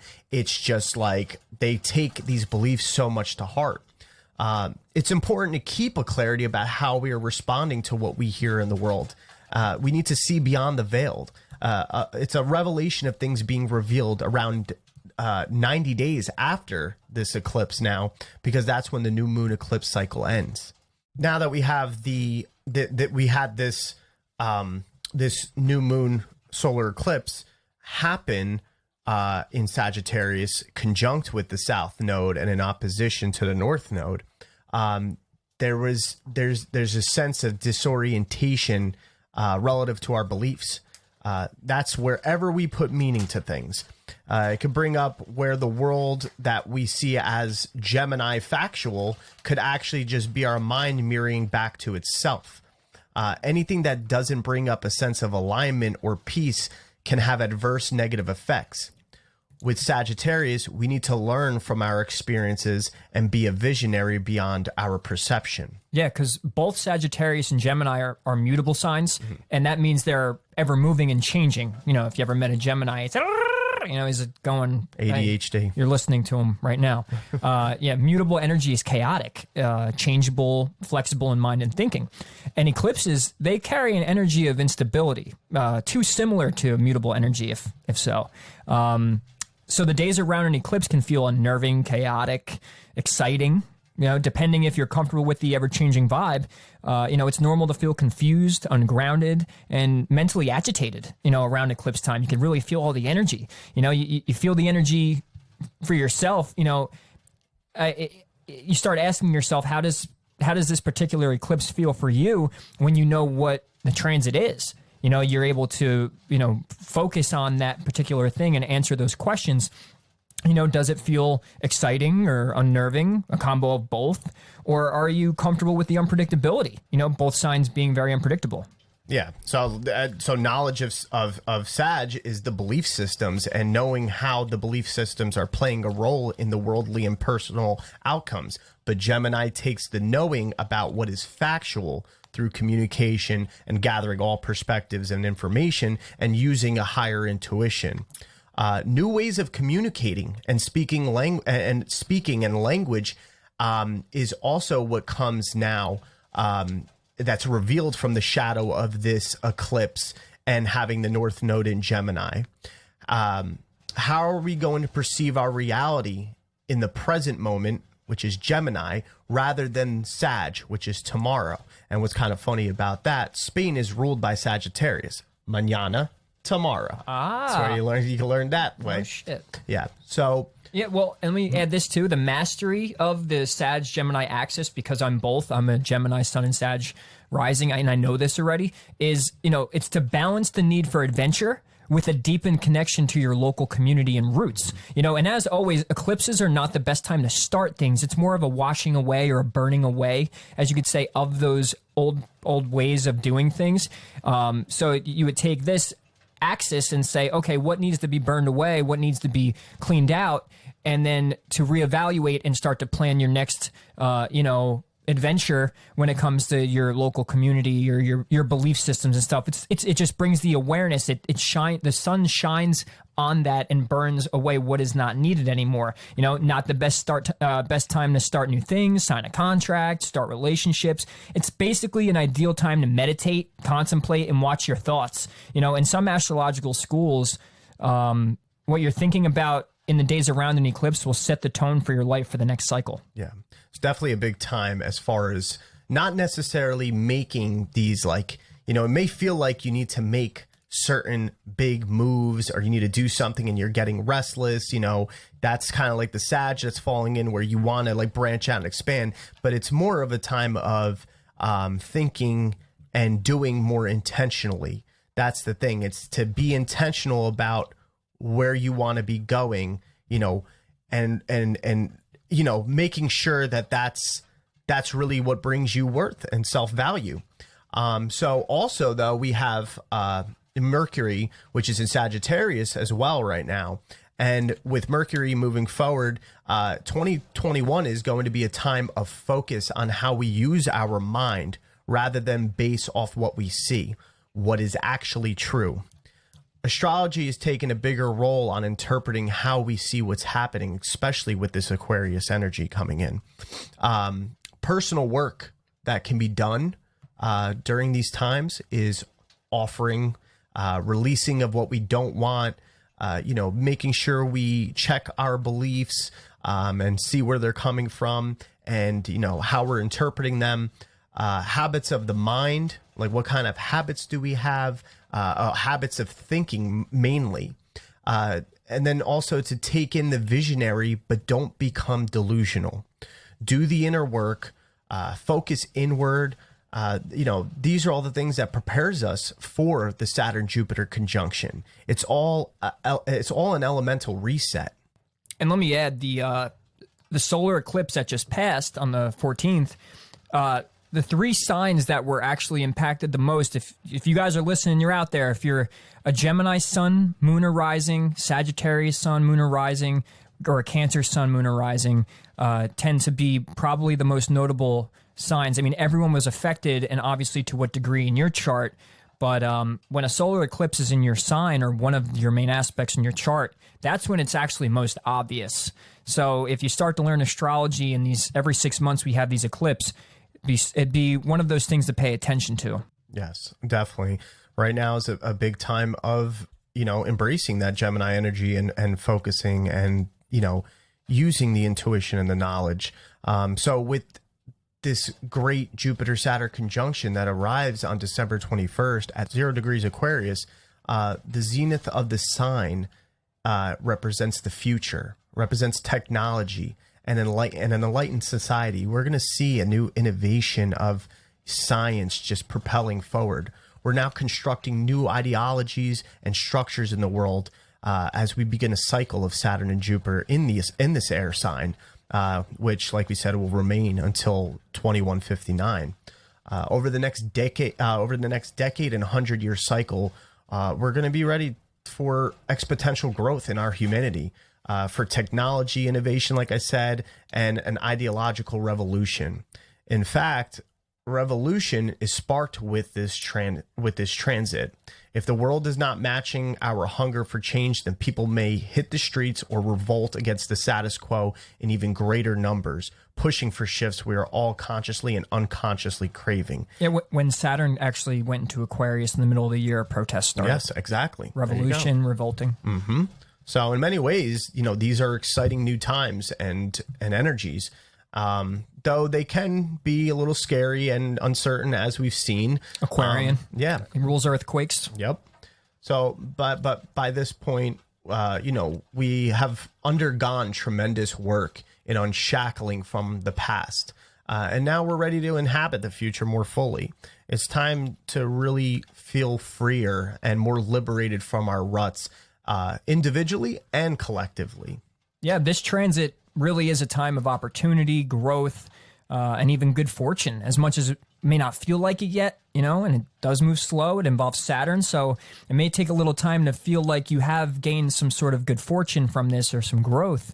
But we've reached the end of a phase of life, and we'll feel like we have to advance to a higher level. It's coming. We may have a feeling of completion or in contentment with our achievements thus far as time goes on.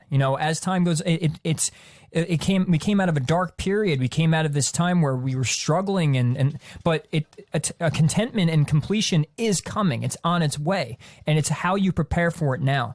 Perhaps you realize you can go no further in your current career path, or to embrace, or maybe you're ready to embrace a new challenge. We may find barriers to our progress, which we may need to climb over or go around. But if we've planned well, or maybe are self-employed or have a lot of freedom, we can grow within the existing structures of our lives. Either way, you will be breaking through barriers or expanding within large boundaries. Yeah, exactly. And that's really important with that whole, basing around career and money as well. We said Uranus is ruled by Aquarius and how Uranus is in Taurus, and that's for another, 5 years. We said how it's the sign of money, the economy, food and farming, and the earth. So as we more fully inhabit the Aquarian energy, these are the areas of life that are up for the biggest change as well. We have seen a little bit early in the year about scares of food shortage, and then also, the fact of problems with farming and then also the big one, the struggle with our economy. So the ways we relate to finances now, the allocation of our resources, agriculture, and environmentalism are ready for massive breakthroughs. Like I said, it's not going to be, especially with that whole with the moon, like I said, like coming even in January, it's going to slow, the moon coming in Taurus too is going to slow things down. And it's going to be a time of really thinking things through. So this could be a good thing, but it also can be where there could be an impatience to things as well. Gemini. Exactly. North Node Gemini. That push. It's going to be there. Yeah. So it won't happen overnight, but the Jupiter-Saturn conjunction at 0 degrees Aquarius is the seed beginning to sprout. It's a bright green shoot rising from the mulch of our collective karma. It's fresh hope, transcending patriarchal oppression in an age of rampant materialism. It's a glimmer of a more enlightened society. This new vision requires each of us to step up and offer our part. As we've established already, no one's going to save you. No one's going to save us.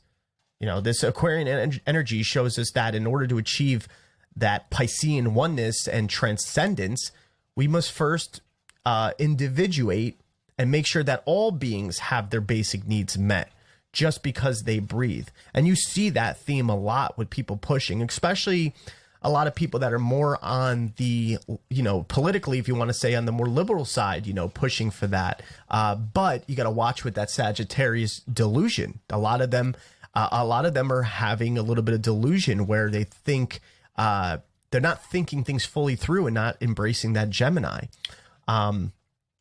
So we are in this together, which means there's no giving up on anyone. There's no leaving a single soul behind. You can't with Aquarius because it's universal knowledge and it's the collective. If you suffer, then I suffer. If I have wealth or power, I share wealth or power. It's time to unite from a place of compassion, penetrating intelligence and wisdom, and trust in ourselves. We're as chaotic as things seem, we're gonna be okay, but we can be more than okay if we can do this together. And if we can do this together, anything is possible. Yeah, I remind you that Aquarius is the sign of humanity in astrology. It rules humanity. So we have to come together as a community, as a society, as a, as a whole, as one organism, like the cells in your body work to keep your body moving, and they communicate, and it keeps you're one individual person, but you're made up of many cells and many parts of your body. And we are that of the earth. We are the cells of the earth that keep it going. So imagine if your cells didn't work in coordinates with each other, you would probably have a disease and you'd probably die. And the lifespan of the earth, even though it could shake us off like fleas, more so our lifespan, but in sync with the earth is how good we cooperate. It's not about competitiveness anymore. It's about cooperation. Yeah. Let's replace that. A dog-eat-dog mentality is not going to benefit you really in the long run in this new age we're entering. Yeah, watch culture change. Considering the new renaissance is coming, like even the way, say, music is right now, a lot of rap music is preaching a lot of Saturnian self-satisfying things. They're waving money. Honestly, if you learn the Capricornian sign and look at all of the mainstream entertainment, you see a lot of that. Which is why there's a lot of Saturnian worship or satanic worship in the media. Yeah, and if you think about it too, we said that Saturn has to do with time, and Chronos is time. And you think about the concept of time. Time is something that we have identified it as something and have basically created it. Our perception is what creates time, and how we calculate it. In the infinite ether, like we've talked about, and that space between space, time does not exist.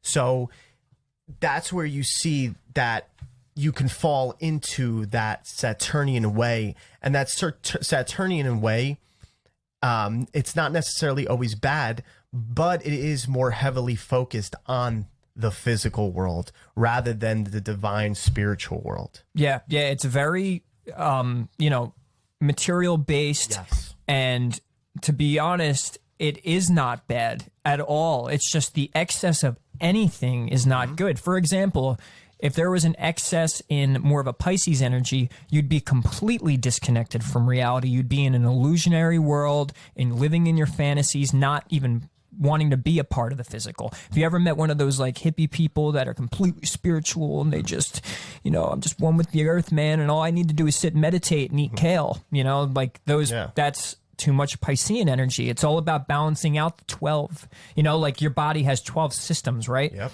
Well, balancing out each system and taking care of each system will make you a complete and healthy human being. But if you just take care of your muscles, but you eat like shit and whatever, your insides will look like a crap and you won't be a functioning human being, So this really is a time of, greater self-awareness, and you may realize that you are not content with the things as they are, too much responsibility, a boring job, stifling traditions and rules, not enough time, or a demanding boss or partner may become too much to cope with, which I believe all of us are already growing through. You may even realize that your own fears and inhibitions are holding you back from happiness and success. And maybe that's your perception of success that is actually preventing you from happiness. And if so, this transit will cause you much frustration. That change becomes inevitable. It's going to force you down the path. If you're off the path, the universe loves you and will make sure that you jump back on the right path. And with no resistance, you'll be just fine. So even if you don't feel restricted, you'll still see greater freedom and prosperity. Fated events, lucky breaks, or deliberate actions will create opportunities for personal and professional growth. This can involve higher education. If you're listening to this podcast, then you're already on your way. The law, religion, spirituality, long distance travel. Once these nodes come out of Sagittarius, or the South Node comes out of Sagittarius, a new career and a new relationship. This might be a good time to borrow for an investment property, to buy your home or to renovate. Perhaps you can get financial backing to start or grow your own business. I find that a very important topic right now on starting your own business and making your own money, because the corporate world is going to get more and more difficult and maybe even more evil. Yeah, so that's what I mean. Like, go ahead, be ambitious, be, driven as well. But it's, do it with an intent that's not just self-absorbed, like we were saying. Go ahead, go be ambitious and go get rich, but it's what do you intend to do when you're in that abundance?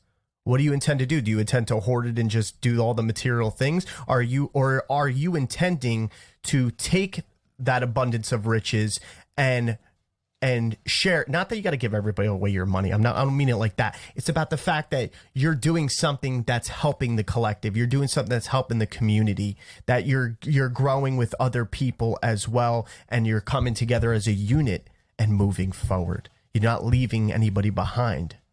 And the same goes for outside people that you're in connection with. So it can help you realize maybe some of your relationships that you may have, and not just the intimate romantic relationships, partnerships, anything like that. You can realize from them that, okay, is this person, not that they got to, hold your hand and do everything for you and completely support you, but they have to have some sort of aspect where there's a growth factor happening between you, and even in your personal relationships with, intimacy and romantic. It may be a hard decision to have to cut those ties with maybe your romantic partner, but if there's no real intention of them growing with you, then it's just what needs to be done. Right. If you guys aren't growing together, and there's a sense of falling into that comfort zone and not really doing the work, it's not going to be healthy. Yeah. So, and what I take from what you just said is more so it's about keeping the Capricornian energy just not allowing it to be in excess, and obviously still have it. You still need it. Yeah, you still need the structure. Yeah, right. You need the ambition. You need the structure. Everything's needed. But it's also an understanding of your own uniqueness. How you're meant to be your own self and how you're meant to contribute to it. When Saturn here in Aquarius, we're going to learn how to do this responsibly and with confidence, to stay open and what it is you're learning about yourself as you go along. Saturn is at home in Aquarius. So having Jupiter in the sign will only expand the effect of Saturn, but the other side of what Saturn brings, more the Aquarian side. It'll be Saturn on steroids, no doubt in my mind. But Jupiter is also comfortable in Aquarius, so they're going to have this equal give and take kind of thing going. Saturn, or we said before, Jupiter is debilitated in Capricorn, so that's why 2020 was a year of Saturn-based experiences more on the negative, or say more structure-based from the government, and we had the Pluto there, so it was fear. But the fact is Jupiter's coming out of his debilitation, Saturn's coming into his other home sign, and when they conjunct, you're gonna learn to temper your enthusiasm with practicality to achieve your goals. So where you may have overshot in the past, you're now going to be more realistic. It's a good time to draw on self-discipline, to build or rebuild your career, life path goals, or other important ventures and systems in your life. This transit often coincides with a new job or a residence or a time of harder work with significant results. And as long as you're affecting the environment and the people around you in a good way, in a progressive way, you are exactly where you need to be. Hell yeah. Amen to that. Amen. So, yeah. Shall we see this out? Yeah, we'll definitely see this out, man. I mean, I'm really looking forward to bringing in this new energy in this new age. I know that I've been staying even on top of myself individually to make sure that I'm prepared for this new energy and this new innovative way of being and thinking and communicating. And, I'm looking forward to doing it with every listener here, along with Ray. I just, this can be, let's turn this around. Let's look at this, the positive light. The light is there at the end of the tunnel. We went through the darkness, but, no matter what, light always penetrates darkness, and we're coming into the light. So yeah, and I must mention, because you said the darkness, there is a video on YouTube by the Leo King called Rising Through the Darkness, and he explains through around 2017 to 2023 the astrology and the aspects and what we'd be going through. And he did say that this was the top of the shit mountain, basically. And now it's time to ride back down, come back down to reality and rebuild. yeah. You know, so Saturn will enter Aquarius for the first time in decades on December 17th, which is today, isn't it? No, tomorrow. Tomorrow. So we're recording this on the 16th going in. So tomorrow, Saturn goes into Aquarius and Jupiter is going to follow 2 days later. So on December 21st, it makes their exact conjunction at 0 degrees Aquarius to form the great conjunction of 2020. And now we know how big of a deal it is. As these planets move into area Aquarius, they'll usher in a new age of more freedom. And this is a time where great shifts can occur in our lives. Even though we could be confused right now about how to move forward, the lesson is to trust yourself and to lean into your dreams. And with this transit comes endings, beginnings, and completions. And now we understand that. So we've mentioned the analogy of it being like one day on a clock. When these two outer planets conjunct, they return to midnight, and that's where we are at December 21st. As an analogy, this means it's a new day in the energies of Saturn and Jupiter, a new cycle. And you can also see this like the new moon. So new seeds are to be prepped and planted so we can grow new ideas and intentions, like in the metaphor of a harvest, a harvesting of a new age. Absolutely. Absolutely. So with that being said, we're going to leave you all with that. You know, do what you got to do now. You know, knowing this information and doing it now, do the inner work. If you haven't started already, go forward. If you have started, that's great. Just keep pushing forward no matter what. So as always, don't forget to like, follow, and share, our Facebook and Instagram page, obviously at the Daily Transcendence. And then always on Spotify and Apple Podcasts, give us a follow. This way you stay constantly updated with every new episode and all our content. We're also going to try to link, put some of the links that maybe are relevant to this episode in our show notes of the episode. So keep a lookout for that as well. And then very soon, we're also going to have more content for our YouTube page. So be on the lookout for that. And remember, as always, we want to hear from you. We want to interact with you. Even the whole thing with, the birth chart. If you need help understanding things, reach out to us either on, message us through Facebook or Instagram. But you also can email us at thedailytranscendence@gmail.com. So we appreciate you guys very much. We're sending love, light, and just good vibes to you all, and that connective unity together. And we look forward to ushering this new age with you. We're more than ready, and we've been ready. And this is why we, began this podcast. This is why we're doing it. We're here for you. We're here for us. We're here for everybody.